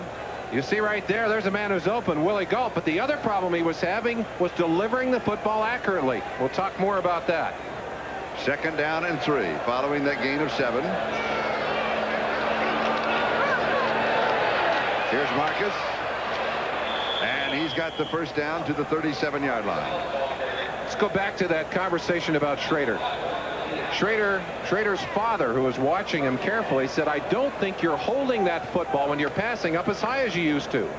And Schrader went back and looked at films of early 1986, his best year, and sure enough, he had dropped the ball down. He said it came as a result of a shoulder injury to his right shoulder, and he started to pull that ball down. It had affected the way he threw the ball. He wasn't throwing it as well. He's tried during this year to get that ball up higher, and it's helped his passing. And the shoulder injury he has this year is to the collarbone of the left, on the left side. On the opposite side. Fake of the draw. Didn't fool anybody. Chris Martin.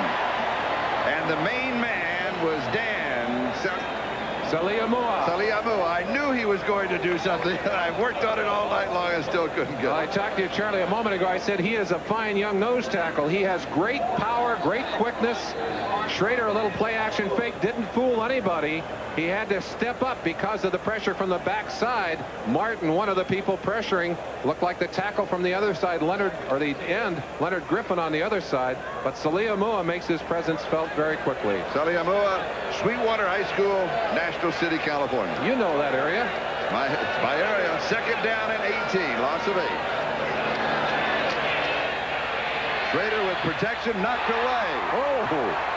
Good defensive play. Was that Saliamua got him again? Hey, we may not miss Bill Moss at all.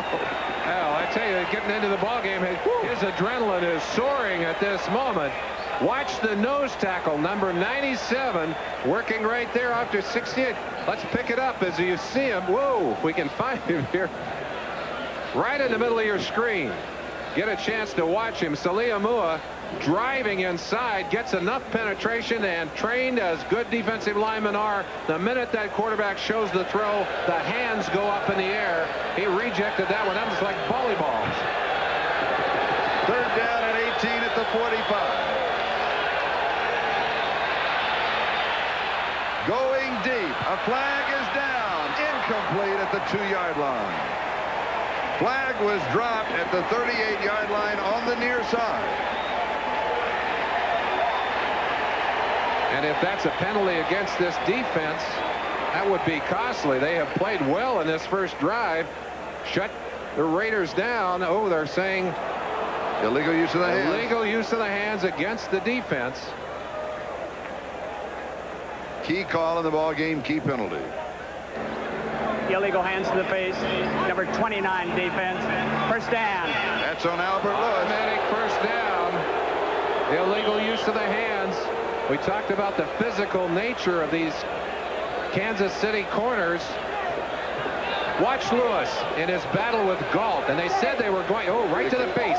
That's what they called right Good there. Call. Good That's call. what they called. You're not allowed to put those hands to the face. The Chiefs said they were going to be physical with Galt, but you can't use that kind of technique. First down at the 40-yard line. Automatic first down with the penalty. Steve Smith. 5 yards to the 35. 2nd and 5, and Derek Thomas makes the tackle.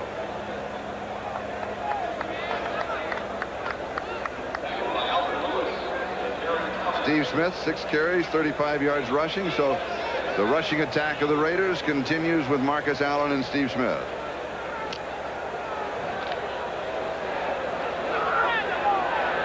Marcus Allen, 14 carries, 47 yards.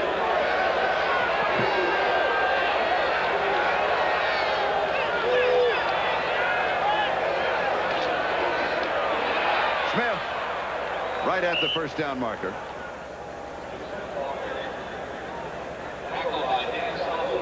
Saliamua again. Let's check the ticker. Cleveland now by 7 at the half. Washington comfortably in front of the Eagles. Third quarter, Cincinnati continues. Pittsburgh trying to come back. Dallas and Atlanta. Dallas stretches their margin. Miami really doing a job on New England, and New Orleans likewise on Green Bay. And here it is the Raiders 16, Kansas City 17, with 11 and a half minutes to go, third quarter. The Raiders have converted half of their third down opportunities, 3 of 6. And they have 3 tight ends in this set. And they're throwing. Schrader is going to scramble for it. He's got it and is pulled down. There's a flag down, and another flag is down, and he is pulled down. And you want to say, look out for that left shoulder. It's going to go against Kansas City because Duron Cherry's saying no. I think it was a late hit. Looked like he was down and somebody piled in on the top of him. And there was an earlier flag. There was a gain of 12 by Schrader in the first down. Now we have to sort out both flags. One of the reasons that Al Davis wanted Schrader because of his running ability. Holding, number 27 defense, penalty decline, personal foul, while the quarterback was sliding, feet first, came in, 50. I disagree. He was not sliding feet first. He was grabbed by the jersey and pulled down. That is a mistake. You heard Cherry say he wasn't sliding. He wasn't sliding. You've got to make the slide motion. I think you're right, but let's watch the play.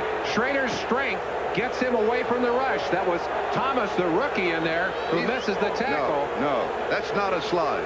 Well, no. In essence, Charlie, the action looks like a slide. But it wasn't. Has to react to that. It wasn't because the defensive player had the jersey and pulled him down and forced his feet in front of him. That's a terrible call that could cost the ball game. We got your dander up here, sir. Well, I just don't think this is too good a ball game to be turned on an official's call. Marcus Allen. Chris Martin, number 57, in on the tackle. When you start throwing flags on a defense, very often they'll respond in kind with that kind of play. Charlie, let's look at the end of this. Now, if you're a defensive player and that quarterback's feet are coming toward you as he's on the ground, he is trying to slide. I disagree with you. No. He is trying to slide, Charlie, and his feet coming forward signal those defensive backs they've got to stay off of him. Well, if we didn't disagree, we'd all wear the same suit, wouldn't we? We sure would. Second down.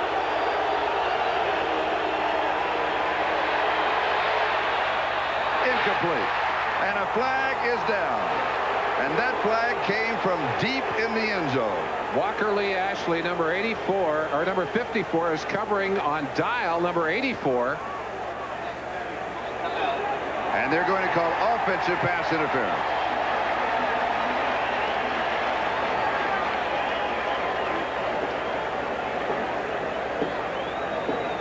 We'll have to let them sort that out, but it could well be that Dial used his hands, pushed off on the pattern. Now it's an incomplete pass. Do you want to refuse the penalty and use up the down? Interference. Number 84 offense, still second down. And it was 84 Dial. Now the reason that flag was late, Charlie, if the ball is not thrown, there's no penalty on that. Then it would be like a blocking call, right? Dial, number 84, and let's find him in there. Here he is, right here. He's the man to watch. Let's see if we can see when he comes out of here. Little delay. Whoops. Got him in the wrong spot. That was another 4. That wasn't Dial. There's Dial right there.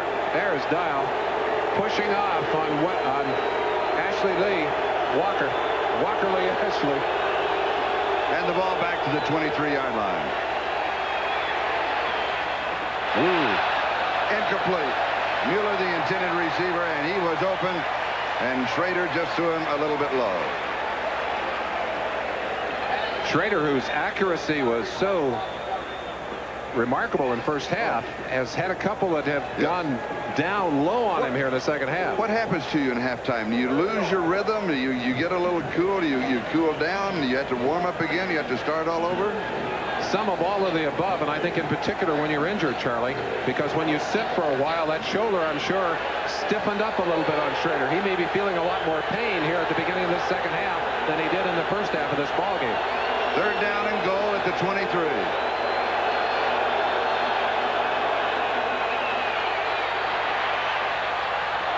To the end zone, and it is incomplete. Fernandez, the intended receiver, and Kevin "The Rock" Ross was the defender.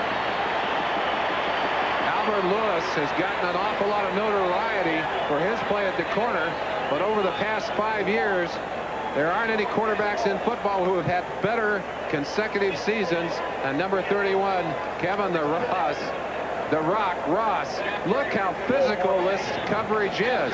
He is right on top of the receiver.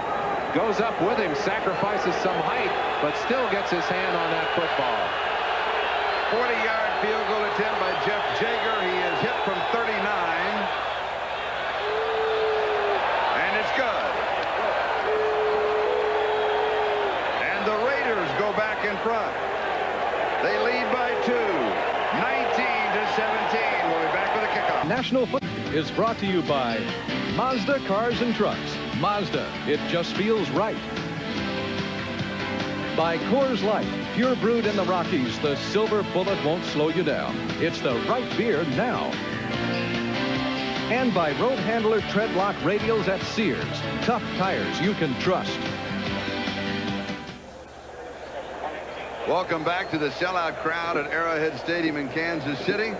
We have 10 minutes and 3 seconds. Time remaining third quarter. The Raiders lead by 2, 19-17. Good ball game.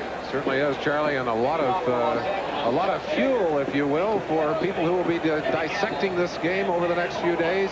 Questionable calls, interesting choices on the field, and lots of football action. Jeff Jager to kick off. Kenny Gamble and Danny Copeland are the deep backs. Boy, it is high. Really, he hangs that up. Here's Copeland to the 10, 15, 18-yard line. The height of that kick allows the coverage to get downfield, and as you see, they end up short of that 20-yard line. That's really a great kickoff. It goes almost as high as the stadium is. It's as high as a punt.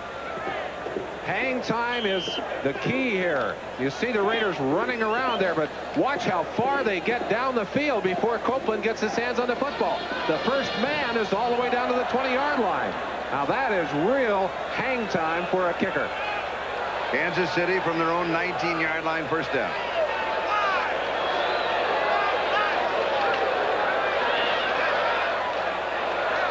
Okoye opens the action in the second half for the Chiefs offense. He has 4. It'll be second down and 6. Interesting, when we talked to DeBerg yesterday, he said that when I throw an interception, because we were talking about last week's ballgame, I always play better. Remember, he had an interception in the first half, and he played better since then. Charlie said an early interception. It just seemed to get the adrenaline pumping. He said, I don't know why that is.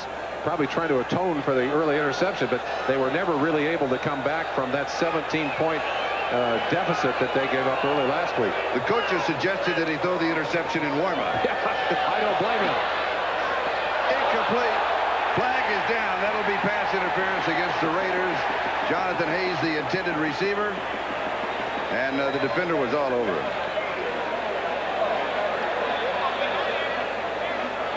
Had his hand on him, and the official on the upfield side or the Kansas City side could not see that. The official downfield, the one who called the penalty, he had a better view because the other official was blocked by the offensive player.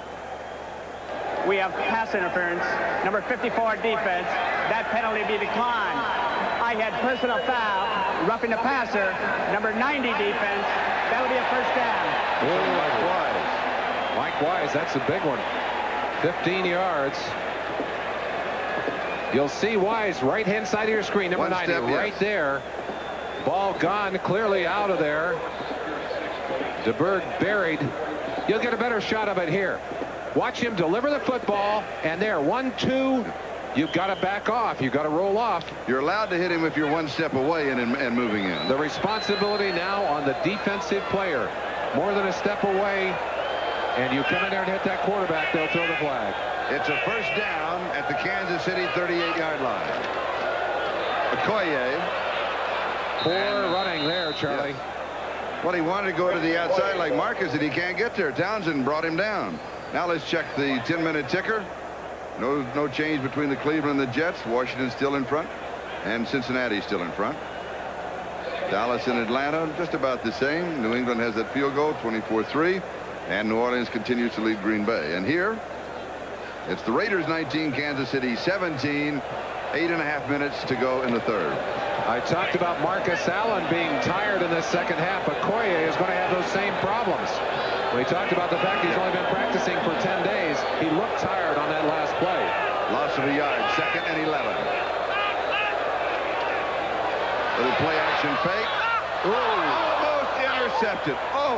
Almost a carbon Benson copy. could have had a touchdown if he could have held on to it. Going to Kenny Gamble, and well played by Benson. Last week, Randy Robbins intercepted a pass, looked much like that pass, and carried it in to seal the fate for the Kansas City Chiefs. That, of course, in Denver. Benson having an opportunity there almost got his hands on that football. Boy, he touches it there. He's all the way in the end zone. Charlie, I tell you what's happening here, though. They're not running the football effectively, and the play-action passing, therefore, is not as effective. 3rd down and 11.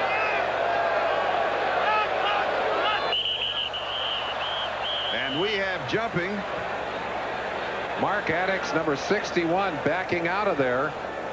Let's see what they call, because we did have a defender out of there early. Howie Long. False start prior to the snap. Number 61 offense. Still 3rd down. Right-hand side of your screen as you'll get a look at it. There's Addix right there. He's the guy here working. I don't blame him. He sees Howie coming.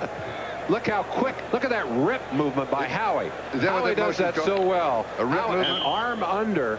And Howie uses that as a power move. I don't think anybody in football has a stronger arm under move from that side than Howie Long. 3rd and 16.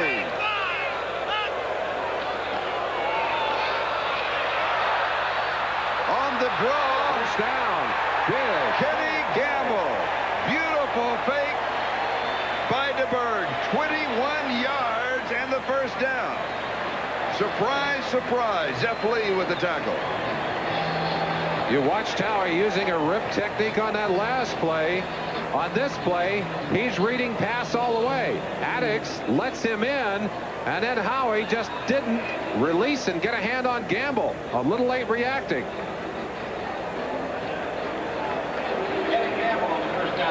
Back and watch DeBerg, little handoff out of that shotgun.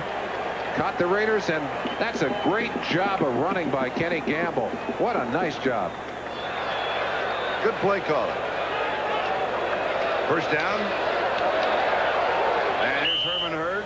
Maybe a yard. Now let's mark it no gain. 2nd down and 10. Now we've had several injuries. Let's update you on what has happened. Wisniewski is out with a sprained ankle for the Raiders. Angelo Snipes is out with a sprained knee. Saxon a sprained left shoulder. He is questionable, and Bill Moss was ejected for throwing his helmet. And that's the rule book call. That's automatic. There's a fine, too, involved, I'm sure. Anytime you're ejected. Is it expensive fine? I think it's $500, Charlie. That's expensive. That's dinner for 10. Hurd alone in the right flat. Close to the first down, maybe a yard short, as Terry McDaniel makes the tackle. This offense, by the way, much like the Cleveland offense of past years, Lindy Infante, one of the people credited with developing the offense. It's a pick you kind of offense, a ball control offense that involves a great many short passes to the backs. And like that one, sometimes they can be most effective. Right now, DeBerg looking at converting on this 3rd and short. And they've converted 3 of 6 third down opportunities. Raiders lead by 2, 19-17. 6.5 time remaining 3rd quarter. Okoye diving, and he's got it. Needed 1. He got 2 to the 37 in the first down. He's an interesting runner. It seems as if you count him out, and then he goes for the touchdown from 8 yards out, and you wonder why he gets it here, and as big as he is, he manages to go over the top and pick up the first down. He's as big as some of the defensive linemen in football. And I mentioned earlier, at 6'1", 260 is listed weight. He says he's 254 when I talked to him yesterday. Has a 4.46 timing in a 40-yard dash. And if you were with us in the first half, the reason that Okoye has the pads of the elbow, Merlin did not have his, but he participated in the onside kick at scrimmage yesterday. You'll see a lot of pads on those elbows. Play action. Oh, Dressel. Play by Dressel. Boy, that was a nice play by Dressel. Tom Benson had him pinned to the sideline, and Dressel just wouldn't go down. Watch the body control of Chris Dressel. He came with Marty from Cleveland this last year. He looks like he's going to be driven out of bounds by number 54 Benson. Watch him. He just keeps his balance, flips himself over backwards, and picks up an extra 3 yards. That's a fine play. And it'll be 2nd down and 1. 2 receptions, 58 yards, and a touchdown. Okoye, he's got the first down. He drew a crowd, and he continued, and we've got another flag down. Crowd back there where Okoye was going to the ground, and there were about 3 Raiders. We may have a late hit or a face mask back there. No. Well, that's sad. Holding call against Kansas City. Sad for Kansas City, anyway. A late flag coming in there. Looked like it was called almost after the tackle.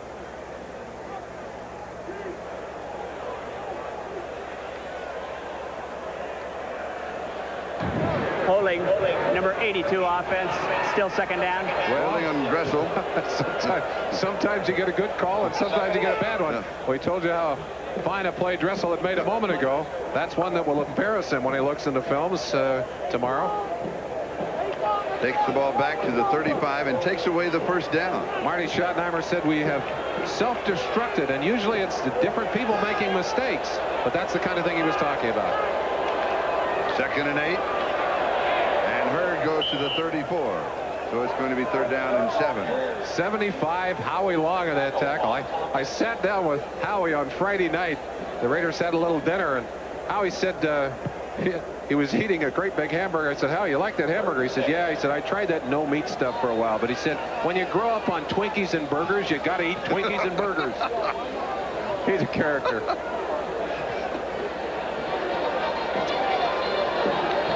They mark it at the 33, so it's 3rd down and 6. 4 wide receiver.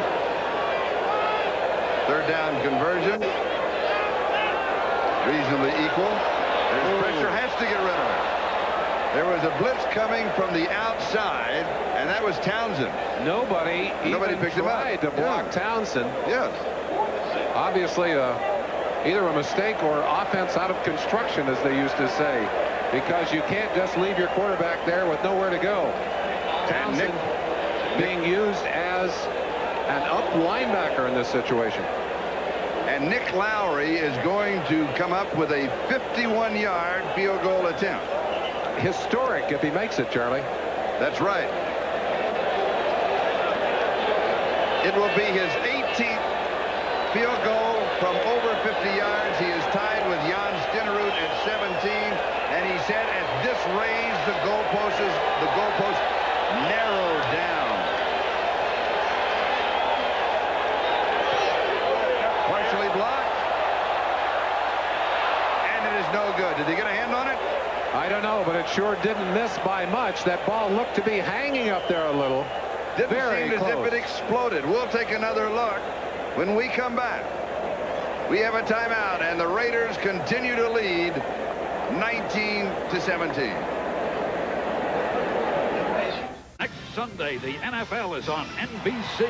Last season, the Bills knocked Houston out of the playoffs. Now, Warren Moon and company seek revenge in the House of Pain. Then pro football's winningest team, the LA Raiders, wage war with John Elway and the Broncos, plus regional action. NBC football. It's a whole new ballgame.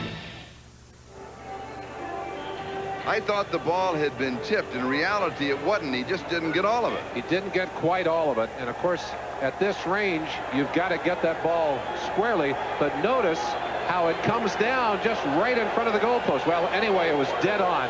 Believe me, had it been just a few feet further, it would have been good. We'll show you right after this, the end of it.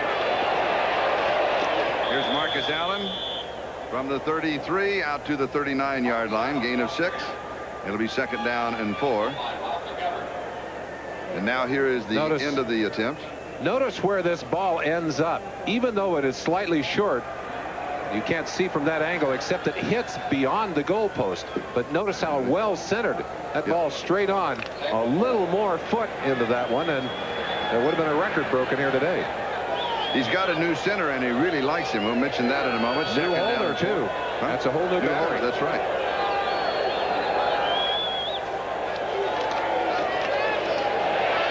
Steve Smith, and he's in trouble. And the Chiefs string him out. That was Derek Thomas and Kevin Ross who made the play. Talk to Derek Thomas. He held out, came in late, but such a physical player. Had 27 sacks as a senior at Alabama and had a sack earlier in this game. You'll see him right there, 58.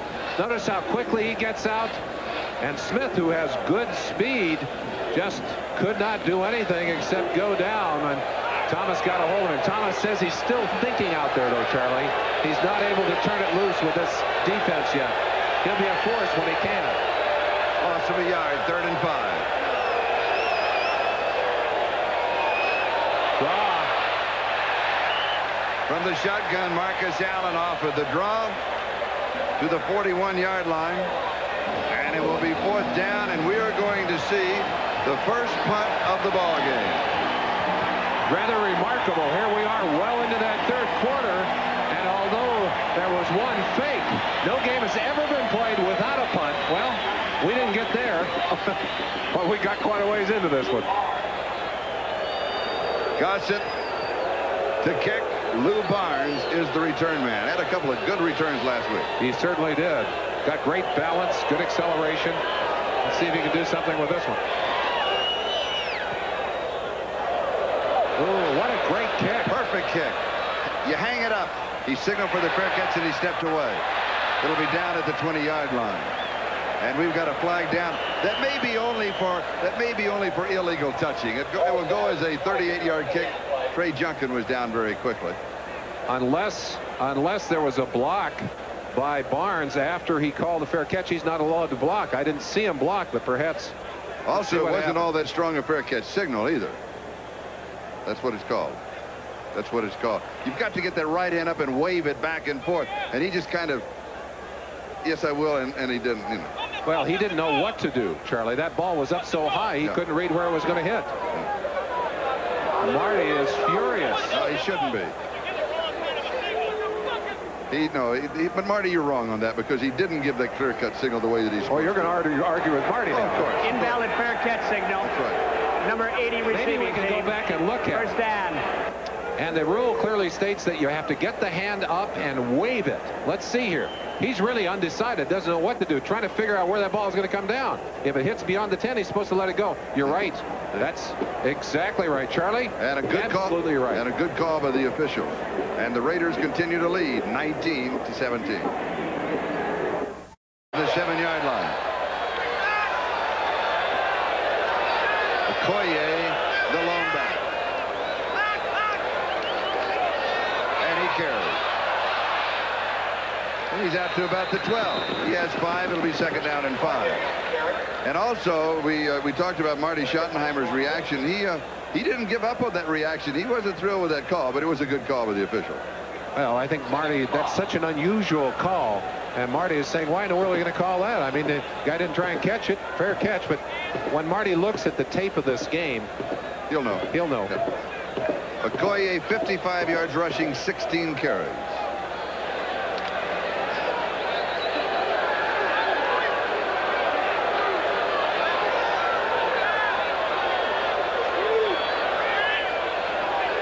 Herman Hurd and Okoye.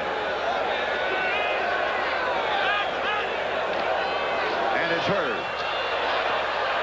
And he's going to be close to the first down. And let's check the 10-minute ticker. The Jets have tied Cleveland at 14 in the 3rd. Washington is still in front.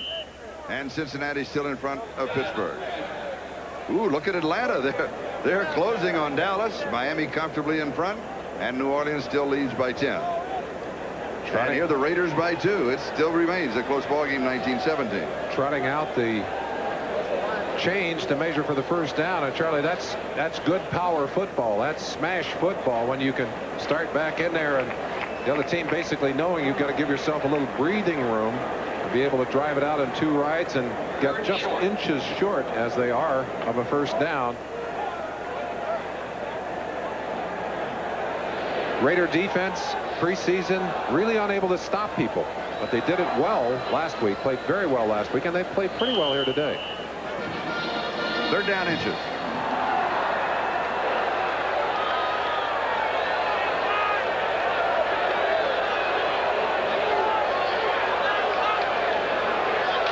This time the second back is Okoye, and he needed only a couple of inches. There's a scramble part at the bottom of the pile. Yeah, ball was fumbled, and I believe fumbled before anyone hit the ground, Charlie. Let's see who came up with it.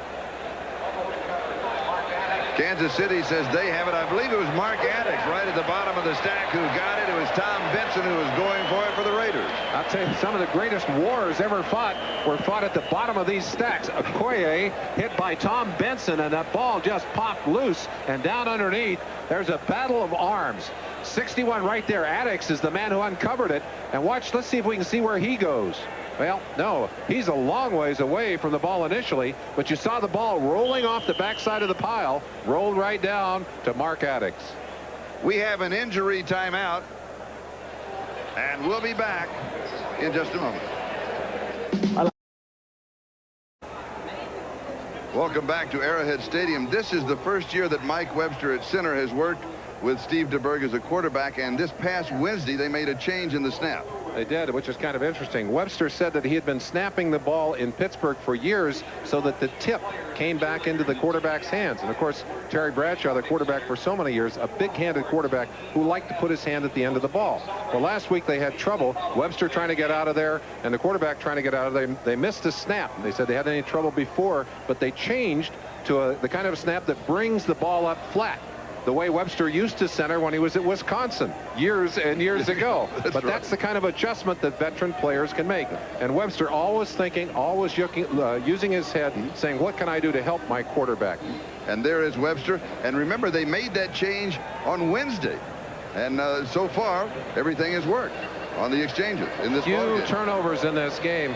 I'll tell you, Mike Webster, a tireless worker. And DeBerg saying that Jonathan Hayes is still a little rusty. No, he's saying, oh, he can't go back. He can't go in. He wants him out, and it'd be a charge timeout rather than an injury timeout.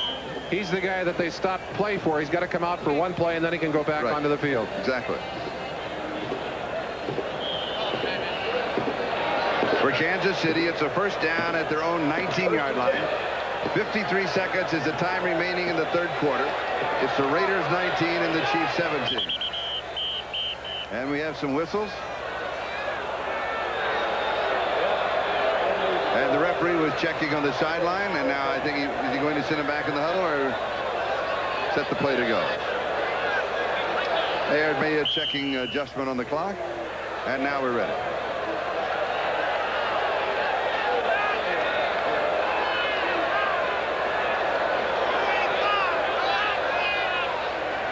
Play action to Okoye, and the pass is incomplete to Kenny Gamble. It'll be 2nd and 10.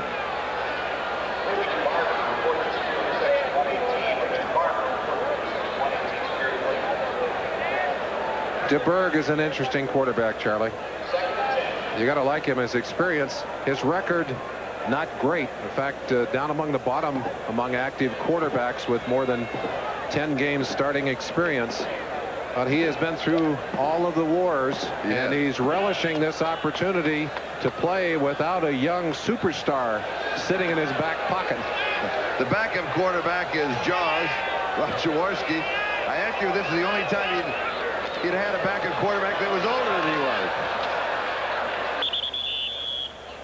was. Okoye carry, and he continues to pound away. Has 4 to the 23. It'll be 3rd down and 6. I mentioned earlier that Okoye looks a bit awkward out there. Certainly did on that play. And he is, well, we have another player down on the field. That's Kenny Gamble. Kenny Gamble. We've already had Saxon go out of the ball game with an injury. Gamble, that would make 2. There are only 4 running backs active on this roster. They turned Tommy Agee loose earlier. The clock is stopped with 15 seconds left to go in the quarter. Here's the official attendance. They sold the tickets, but they didn't quite reach as many as they wanted. 71,741. That's not a bad turnout. 71,741 to sell out. 77,648 sold, so that means there are almost 8,000 no-shows, 7,900 no-shows. And so if those 7,907 are watching, Merle and I would like to say hello to you, but you've missed a great ball game being here in person. You certainly have. Some excellent football here today. And the papers earlier this morning here in Kansas City, they were saying the great sales success. Now up to Marty to make it a great football success. Well, so far in this game, some very fine football. Charlie, I said earlier the Raider defense had not played bad football in this game. I think it's the excellence of these 2 offenses today and not sloppy defense that's allowed this many points on the board early in the ball game. and they will just let the clock run out. Jaworski was coming over to the sideline, and I thought he's not taking himself out. No, they're just running the clock down. That is officially the end of the third quarter. 3 are in the book, 1 to go, and the Raiders lead by 2, 19-17. In the first half, Steve DeBerg completed 8 of 10 passes. Third quarter, he only hit 2 of 5. Schrader in the first half hit 10 of 13, only 1 of 4 in the third quarter. So both of the quarterbacks, their efficiency certainly dropped off in the third quarter. This is the fourth. Third down and 6 at the 23. Incomplete. Should have been caught. Naz Worthen, it was right on the money. Lionel Washington was there. The statistics through the first 3 quarters, they remain even. They're pretty darn even within fractions. Oh, yes. And even on the scoreboard, too, as only 2 points separate these two teams as we go into this fourth quarter. And Kelly Goodburn, his first punt. Bobby Joe Edmonds from the 36, misses 1, misses another. Nice return. Good field position for the Raiders. 41 yards on the kick, a 12-yard return. Mike Junkin makes the tackle, and football heads are here. Yeah, wait a minute, Charlie. We got flags down. We may have to see that ball kicked again.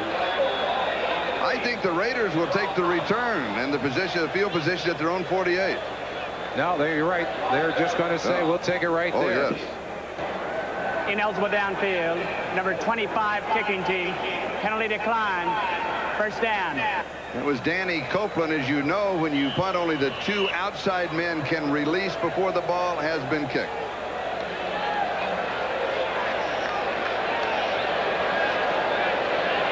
Line for the Raiders: Roy Grave, John Giesick, Dan Turk, Steve Wright, and Bruce Wilkerson. Most part not playing because of a knee injury, and Wisniewski is out with a knee injury. And that offensive line continues to work for the Raiders. They are playing well. Good protection again, and the pass is complete on the far side to Vance Mueller. But credit those 5 men for giving Schrader the time to throw. Certainly difficult for them with a change at center, a new quarterback for that offensive line, and also with Wisniewski, who's had such a fine rookie season so far. 2 of 5 replaced in there, and they had been able to play 4 games together this year. Last year, it was like a revolving door with the offensive line. So important for them to work together if they're going to be able to protect that quarterback. Charlie, you're right. They have played well in spite of their difficulties here today. When you talked to the Kansas City Defenders yesterday, they said we'll see that offensive line in this game. When we play them later, they'll have 5 different people in there. They always do. Not because they want to. Schrader goes deep. Intercepted. Kevin Ross. And Ross appears to be hurt. He intercepted the football, but he appears to be hurt.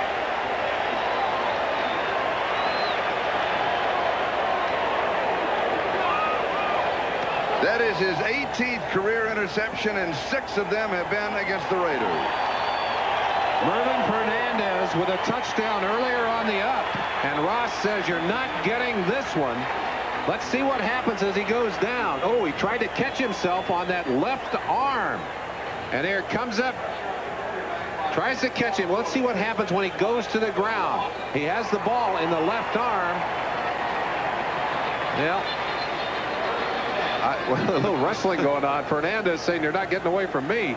But that ball hung in the air. And that's something that Schrader did in the preseason. He tended to hang the long pass. And when he does that, gives the defenders all kinds of room to go back and get it. Kansas City first down at their own 8-yard line. They trail by 2, 19-17. There's a deep pattern. There is a grabbing of the jersey. It will be pass interference called against Los Angeles. Terry McDaniel reached out and grabbed the jersey of the receiver.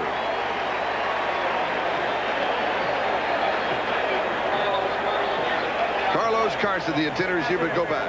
Number 36. Watch Ross after he gets up here, spins around, and goes to the ground. Well, He's got some problems down there. We'll have to find out what it is that's bothering him. Meanwhile, Terry McDaniel was called for that pass interference. He just had a fistful of the jersey of Carson at the 36-yard line, and it's a first down. That was one of those come back here, you. Oh, yes, trying to reel him in.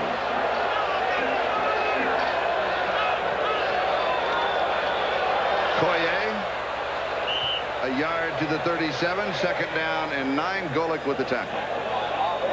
This Cleveland style of defense that Kansas City is playing now puts, as the Raiders, who are playing the same style, puts an even higher percentage of man-to-man nose-up coverage in for those cornerbacks, Charlie. And we've seen a lot of it here today. You saw Ross with that kind of style on his interception. Terry McDaniel was man-on-man coverage there, unable to control his man, a penalty on that play. But these corners in these two defensive schemes, about 80% of the time, up man-to-man on those two wide receivers. And there they are again. Look how tight they are. Dropped underneath the coverage. Pass is complete. A good reception by Chris Dressel. Showing excellent hands today. He's out at the 45. He has 7. He's going to be about a yard shy of the first down, I believe. Dressel, that's his 3rd reception for 64 yards. Has had a big day. There he goes across. You see him, and a lot of time there working on the linebacker, getting a chance. No, not a linebacker. Zeff Lee, number 40. Strong safety. A converted running back. He's still learning this system. Today's telecast presented by Authority, the National Football League, intended for the private use of our audience. Any rebroadcast or other use of this telecast without the express written consent of the Kansas City Chiefs and the National Football League is prohibited. This game is the property of the National Football League, the Los Angeles Raiders, and the Kansas City Chiefs. All rights reserved. And we have a timeout, and we'll be back in just a moment. Coverage. National Football League is brought to you by the new generation of Oldsmobile. Step into the future now at your Oldsmobile dealer. By United Airlines, rededicated to giving you the service you deserve. Come fly the friendly skies. And by new Keystone and Keystone Light. Bottled beer taste in a can. Wouldn't that be great? This is Charlie Jones and Merlin Olsen. The Raiders defense going without some of their stalwarts. They certainly are, Charlie. Over on the sideline, Scott Davis, who's their promising young pass rusher, not playing today, a leg injury, and also Jerry Robinson out with a partial tear of the groin, and they have missed him. He's back with a cap on. Yeah, with a cap on in the back there, cap and the glasses. 2 very important players in this Raider defense not seeing action. You talked to Dave Adolph. He said, we need to have our quality players on the field. Talked about Howie Long. Howie's been playing more today, but he too has been missing a lot of action. So this defense will improve when they get those key people back into the mix. They had to restart. The 30-second clock had not started, and so they had to reset it. And that's the 30-second clock, of course, following the timeout. Otherwise, it's a 45-second clock, and there's a flag down. Greg Townsend up on the top of your screen, jumps offside on that play. Going to be 5 yards against the Raider defense. And Okoye made about 5, about 4, so they'll probably take the penalty, and they'll have the first down. And while they do that, let's check the 10-minute ticker.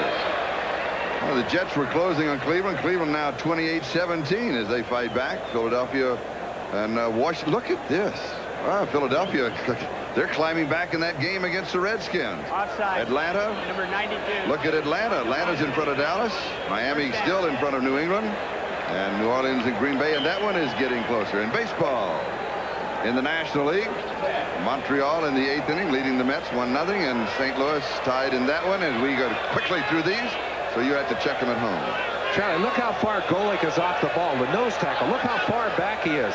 You see the line of linemen? That's Golick about a yard behind. And the left line incomplete to Herman Hurd. Great touch on that pass, but it was dropped.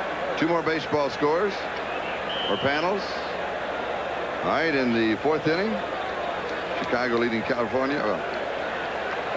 And we have another penalty. Again, the Raiders.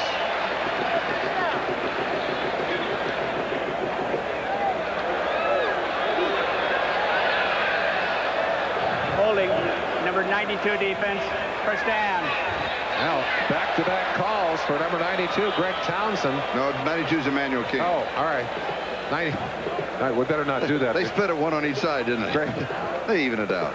92 and 93. I'm looking at 92. I'm thinking 93. Emmanuel King, of course, in a place that Otis Wilson was in last week before he was cut for the second time by the Raiders. First down, Kansas City, 45-yard line, Raider territory. Okoye, and he may end up with a yard, but that's going to be all. Emmanuel King is the man who made the tackle. The report on Kenny Gamble, he has a right foot injury, questionable return. Kevin Ross of the Chiefs has that left hip bruise, and he is going to try to return. That's the official report that we have from the bench. Moving a little tenderly on the sideline. Very tentative, isn't it?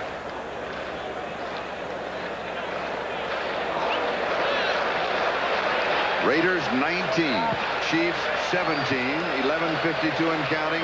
Time remaining in the ball game. Good ball game between these two Western rivals.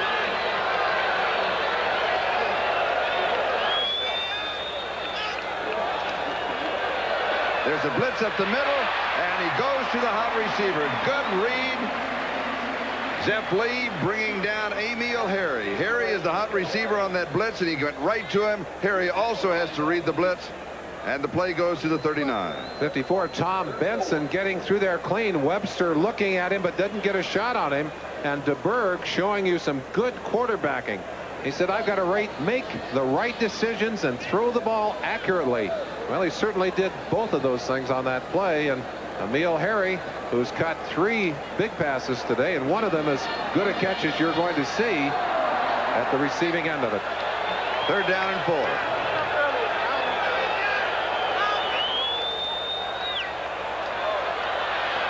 DeBerg goes deep into double coverage, and it is incomplete. And they're going to call a penalty over there. Did they get the call? Yes, they wanted it. Terry McDaniel again. You'll see him at the end of this play, reaches across and hangs on to the receiver. I don't think Emil Harry would have been able to catch that football, but watch the play. Watch the end of it right here. As Emil Harry tries to turn back, number 36, he grabs his arm right there. He does. He hooks it. Daniel hooked the arm. This official did not see it. He was blocked, but the official on the backside did and threw the flag. And with the penalty, the ball goes to the 12-yard line. And it's first down. Charlie, I don't think that was a smart play because I really don't believe that Emil Harry could have caught that football. But there you see the hang. He had a hold of his arm. You can't do that. And had Emil been able to turn around, at least he would have touched the ball, but I don't think he would have caught it. The defender was playing the man and not the ball. Well, it's man-to-man coverage. And you'll get caught every time, though, when you do that. You got to look back to the ball to make contact. Man-to-man, you can't hang on to his arm anyway. Okoye. 8-yard line, gain of 4. Second down and 6. Jackie Shipp and Tom Benson with the tackle. A lot of rebuilding going on both of these teams. And, of course, that Raider defense trying to rebuild that secondary. McDaniel is a first-year player. Last year, started a couple of times and then broke his leg. Back in the lineup as a starter this year. Lionel Washington on the other side has played 7 years, but has not had a lot of starting time. Second and 6, 8-yard line. Okoye and Hurd, the running back. It's Hurd behind Okoye. Inside the 5, but just barely. We'll mark it the 5. Third down and 3. Possible to pick up a first down without having the touchdown. Emmanuel King with the stop. Defensively, from the defensive line, when you're in this situation, what are you looking for? What are you keying on? Because you know the offense has a short field to work with. Third and 3, Charlie, an option down for the offense. Even though that's a little out of the range of the run, you can't ignore the run. You've got to play it honest. If it were 3rd and 6, you could afford to play the pass down here. The defense does benefit from having a short field to cover here. That field compresses down there. Not a lot of room for DeBerg to work with. But I expect a run here. It's Hurd. It will be close to the first down. I think he's got it, Charlie. Looked like the forward surge carried him inside that 2-yard line.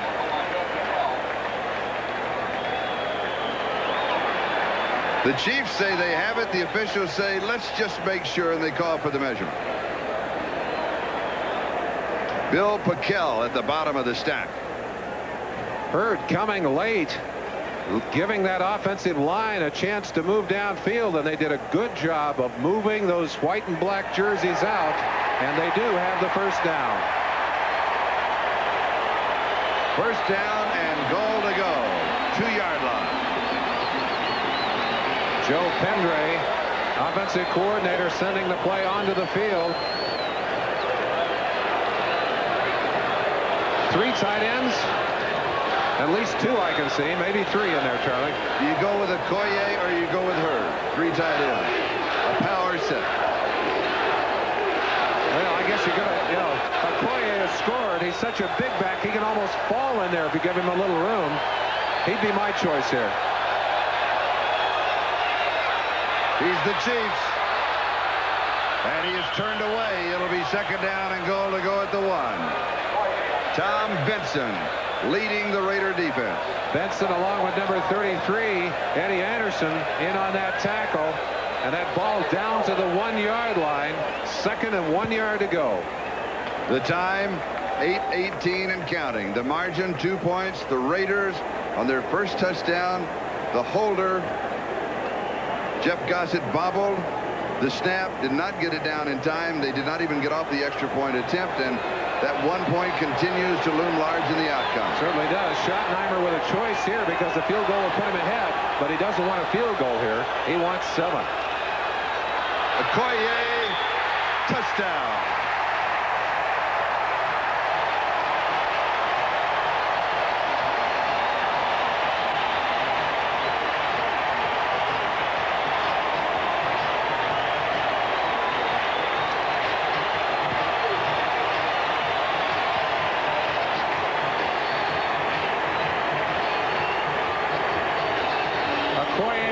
Today has not looked graceful, has looked awkward, but with that huge strength and bulk, he just runs over people. Eddie Anderson, number 33, finally makes a tackle, but he didn't get him wrestled down until he was about 4 yards into the end zone. First time in his NFL career, in fact, that's the only time he started out. First time in his pro football career that he scored 2 touchdowns in one ball game. Here is the extra point, and it is good. And the Chiefs now lead 24-19, and Kansas City just put together a 92-yard touchdown drive. They have the lead, and we'll be back with the kickoff. Take a little oxygen because we've got 7:51 left. I talked about his fatigue. He's feeling it. Lowry kicking off. Stephon Adams. Oh, and he almost comes down. Let's go back to the touchdown. 2 excellent blocks to look for. Jonathan Hayes is going to drive his man inside. Herman Hurd going to come right in here and block on Jackie Shipp. And there's the run by Okoye, but some excellent blocking up front to clear the way.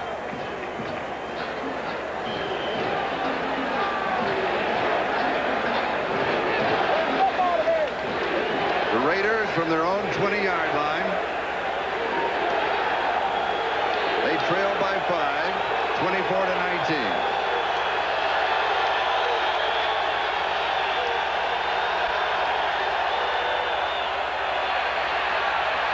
And Kerry Porter gets the call and has 4 yards. Second down and 6. And Okoye, 23 carries, a career-high 70 yards, career-high rushes, and a career-high 2 touchdowns. He's got to be a little bit exhausted. But the way he's been playing, the way Marcus Allen has been playing, maybe everybody's going to want to skip preseason next year. Well, I'm not so sure that that's a great idea.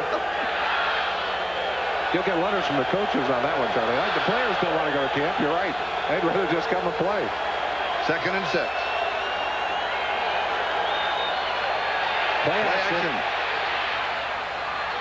Good pass over 2 defenders to Fernandez, and he has 18 yards.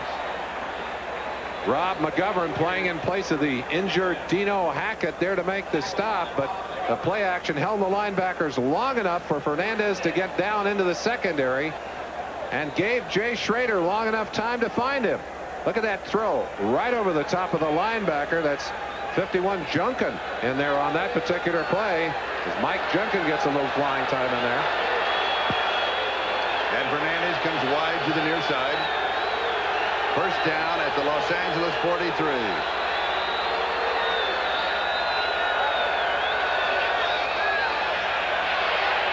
Terry Porter. Marcus is tired. Marcus is tired, and Porter is in there trying to take some of the load off of him. But I mentioned that he was going to have trouble here in this fourth quarter, and the Raiders giving him a little break here. Here he is, 32 back in there. His totals right now about what they were last week. 17 carries, 53 yards. 52 yards, I think he ended up with last week, Charlie.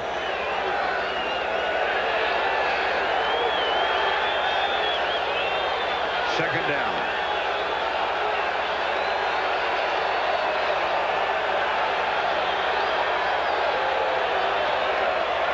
Play action. Screen to Marcus. No. They go to Mike Dial, the tight end. It looked like they were trying to set up a screen to Marcus Allen. Let's check the 10-minute ticker. Now Cleveland comfortably back in front of the Jets. Philadelphia closing in on Washington, and Cincinnati continues to lead Pittsburgh. Atlanta in front of Dallas after trailing. They were down 21-0, wasn't it? Is that correct? And a final, Miami defeats New England. And in the fourth quarter, it's New Orleans in front of Green Bay. Here, 24-19.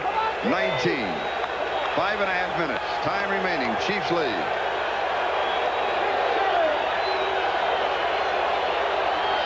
Lead has changed hands 7 times. Here's Marcus.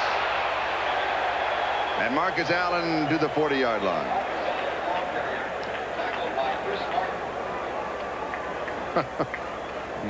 Marcus saying, Merlin, I'm not tired. Watch me run here. I'll tell you, he's an amazing athlete. He truly is. Great change of direction again. No hold inside. Martin there to take him down. The one thing that he doesn't do quite as well as he did early in his young career, though, is avoid those second and third people downfield. He now has more yardage than he had last week, and taking a needed sip of water and a quick break on the sideline. Schrader, 14 of 21, 191 yards, 2 touchdowns, 1 interception. Play action. Here's a blitz. He slides out of it, then he's dropped. Derek Thomas made the play. Neil Smith made the tackle, or got the sack. 2 pretty outstanding rushers.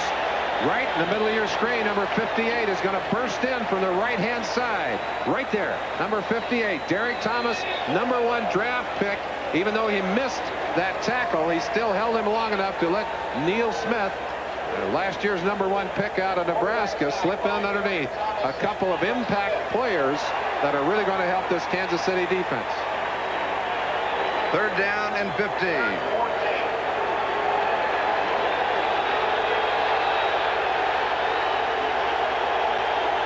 This crowd into this game now. 3rd and long. He's pressure. 4th sack for Kansas City. And look Derek Thomas. Look who's at the bottom of the stack again. At Alabama, he had 27 sacks in his senior year. He had a total of 52 quarterback sacks. You can see why. Great acceleration. Number 60, Rory Graves, did not have a chance. And that's the kind of combo linebacker, power linebacker, that these teams are looking for. Now Jeff Gossett will be kicking, and he kicks the ball high. Lou Barnes will be receiving, and he still has a bit of a sun problem, but not as bad as earlier. Short kick, Charlie. Oh, look out. And takes a Kansas City bounce all the way back to the 50-yard line. The net is 12 yards. Now that is just horrible luck. This tacky surface caught that ball. I think it came down on the 30, and he lost 20 yards on the bounce. Let's see where the ball comes down. touches right on the 30-yard line and jumps back to the 51. Now, I think the question being asked, did it touch any of the players before it got that far? I don't think so. Officially, it is going to go in the books as a 10-yard kick. And while the officials has this conference, we mentioned that one final, Miami defeated New England 24-10. Another final, the Jets defeat the Patriots by the same score, 24-10. Now, Van McElroy is listening and pointing as if there may be a call against the Raiders, but they've got Carlos Carson out there to talk to him. Well, let's let the officials sort one. Jerry Seaman saying, I don't know what to do on this one. We'll bring Ever. I know what to do, but let's sort out the option. Sure. Oh, yeah. He knows what to do. One of the fine officials in the NFL, and he has control of this ball game, believe me. We have unsportsmanlike conduct. Receiving team player had a man out of bounds, would not allow him inbounds. The receiving team will retain the ball. Penalty, post-possession at the foul. Ooh, Marty, be careful. That's a direct quote, Marty. Be careful, Marty. Marty Schottenheimer, always emotional. His players following his lead, and believe me, that's something that happens. Teams take on the personality of a head coach, and Marty is tough, single-minded. He's angry because it looked like they were going to get the ball. And it ends up being a 25-yard penalty. It sure does. Big loss on that. Instead of being on the 49-yard line of your opponent, you're all the way back on the 25-yard line. First and 10. So it will be a first down. First and 10 for Kansas City on their own 25-yard line.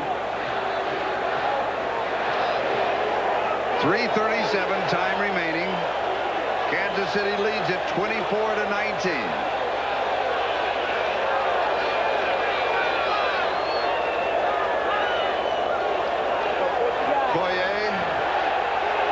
To the 30. Second and 5. Golick and Wise on the tackle. Charlie, Mike Shanahan has really had a lot of heat in Los Angeles. A lot of criticism. In fact, there people had all kinds of rumors running around that he was going to be fired in the preseason, that he was going to be fired and replaced by Art Shell. We talked about it on our pregame show last week. I got to tell you, I have a lot of respect for Al Davis and the Raider organization. But one thing I don't like, if you hire a coach, either give him your support or fire him.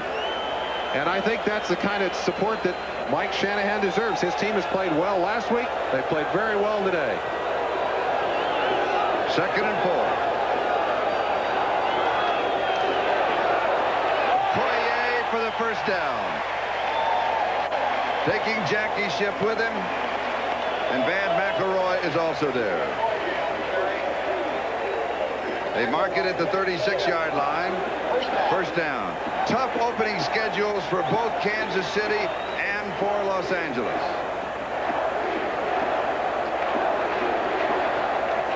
The first two games, they lose at Denver. They play the Raiders here today. At San Diego, then Cincinnati, at Seattle, at the Raiders. So 5 of the first 6 are in the division. Now for the Raiders, they have that same thing. 5 of their first 6 games. They won San Diego here today. Denver, Seattle, the Jets, Kansas City are within the division. So both of these teams have to get off to a good start. And we have back at Arrowhead Stadium. And last week, Charlie, we had a chance to do the Raider game, and we were talking about the fact that 30 years ago, the Raiders played their first game. Right. That game against the Dallas Texans. There was only one man on the Raiders side of the line that was there, but you were there. And right. I said, who won the game? And you said, I don't remember. Well, something happened between then and now. Right. Terry Allen, a young man in California that's working for a newspaper, did a little bit of research, and he sent us a photocopy of the newspaper in San Francisco. And so we can all find out that that Oakland battle, the Texans to the wire and won 20-13. You can tell from the uniforms that it truly was 30 years ago, and that game took place in Kezar Stadium. And the starting quarterback for the Raiders was Tom Flores. Tom Flores. Yes. And, of course, Flores now has moved to another team in that same division, the Seattle Seahawks. So the plot thickens. Talking about this rivalry, though, they asked Marty Schottenheimer about the rivalry. He said, I don't know much about that rivalry. I've been in another division. Mike Shanahan knows about the rivalry. He's been up at Denver. And, of course, the rivalry of the Western Division, no stranger for him. Okoye and flags are down. But it's the rivalries that make professional football so much fun, so interesting. And you play within your division twice a year. You get to know each other. In the series, 33-22-2. And the Raiders have dominated it since they moved to Los Angeles. Well, I think they have. Kansas City's been on a downswing. Charlie, in part because Offside. the Chiefs played so Number well. 90 defense, still first down. Charlie, you talked about the rivalry. Let's go back to those early beginnings. Which different cities and team names did today's two opponents once have? Well, we know because of what we were talking about of the Dallas Texans. Dallas Texans. And That's of course, easy. the Raiders, they were in Oakland before, but the other part. The other part. is the The other tough part. part. The other part. Seniors. Oakland Seniors. That was their original name last. How long did that name last? They had a contest, a name the team contest in Oakland. They chose Oakland Seniors. That name lasted about 48 hours. And they said, we're not going to call this team the Oakland Seniors. We're going to be the Oakland Raiders. They gave the man 2 free tickets, thanked him, and sent him on his way. They said, that's all over.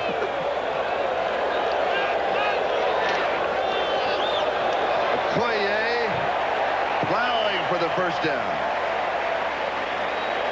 26 carries, 86 yards, and 2 touchdowns.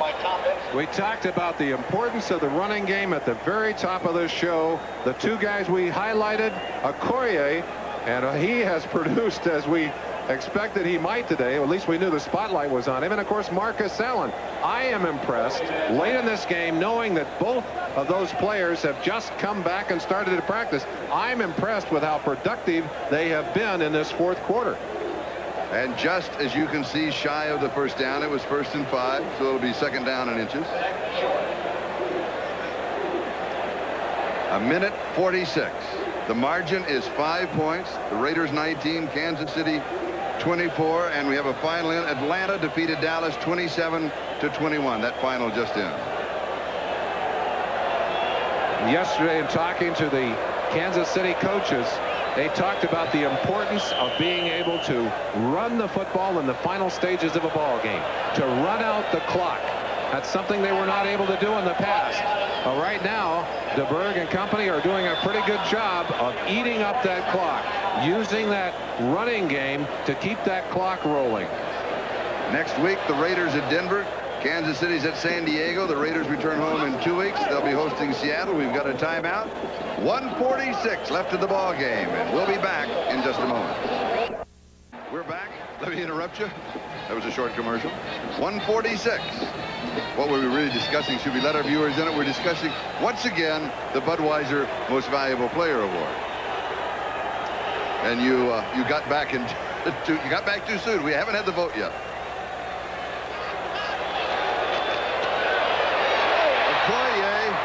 Oh, now he was a step away from a touchdown. He almost broke it. I think he heard we were voting. Oh, yes. And in case you're wondering, he's one of the finalists. Well, that's the kind of play that is frustrating for a defense. That's the kind of play you'll love if you're on the offensive side of the line with a lead. That keeps the clock rolling. Raiders have called a timeout now, and they're chewing up the last opportunities to stop this Kansas City team.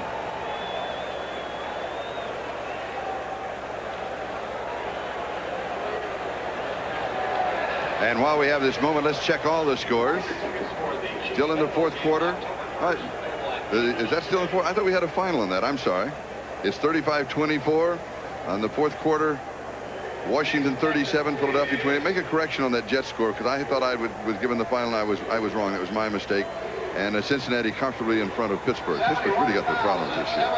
Final, Atlanta defeats Dallas. Final, Miami wins. And final, Green Bay by 1 over New Orleans. There's an upset. It certainly is. And the games that started a little bit later, no score except for the Houston-San Diego game, and the Oilers have a field goal in that one. If things stay the same as they are at this moment, both of these teams will be 1-1 in this early season. The teams basically will have won their home opener and pleased a large crowd here. Not such a large crowd in Los Angeles, but I think a lot of these folks will come back. These are both contending teams in the West. These are both contending teams in the West. Well, if there's one division you'd like to be in this year, it's the Western Division of the AFC, because it's a championship that is definitely up for grabs. And the Raiders just take their last timeout. And officially, we still have 1:29 is the time remaining. Charlie, we've talked about that Raider offensive line, the fact that they have been rebuilt, and certainly we ought to do the same for this Kansas City offensive line, because they have done a great job on there today of clearing the way for Okoye and Herman Hurd and Saxon, all of whom have run well. But Irv Eatman, who last year was at left tackle, now at the right tackle position. Dave Lutz, a tackle for most of his career, in there at that right guard position. And of course, Mike Webster, great old pro. I'll tell you, he gives so much in there. Helps everybody, always with an eye open to do something more. And he talked to us about how difficult this season has been for him, but he is an important member of that offensive line. Mark Addix, who recovered a fumble earlier, this is a day he'll remember. And John Auld over there at that all-important left tackle position, protecting that backside for the quarterback, Steve DeBerg. And let's give them an opportunity to take a bow. 2nd and 10.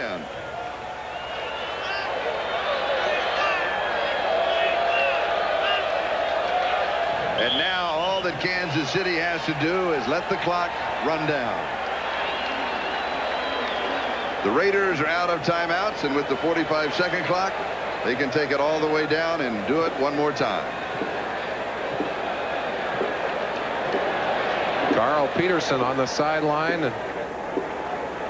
Basically what they have done here in Kansas City is the same thing that was done in New Orleans. They brought in a football man and said, look, we want to rebuild this program.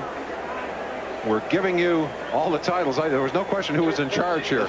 But a general manager, president, and CEO. And I said, okay, I'm a believer. That's right. And of course, his decision was to bring in Marty Schottenheimer. The result's certainly pleasing here today. Now we take the snap. And the game is over. They'll take the count down. Well, I'll vote for this man. I'll vote for number 35 for the Budweiser Most Valuable Player. Will you go with me? I'll go with you on that, Charlie. It's unanimous. Christian Okoye. 27 carries, 95 yards, and 2 touchdowns. The Budweiser Most Valuable Player, and Budweiser will make a contribution to the United Way on behalf of all of the MVPs selected in today's game. And so, Kansas City defeats Los Angeles by a score of 24-19. The lead changed hands 7 times. A great ball game, a sellout crowd. For Merlin Olsen, I'm Charlie Jones. So long from Arrowhead Stadium.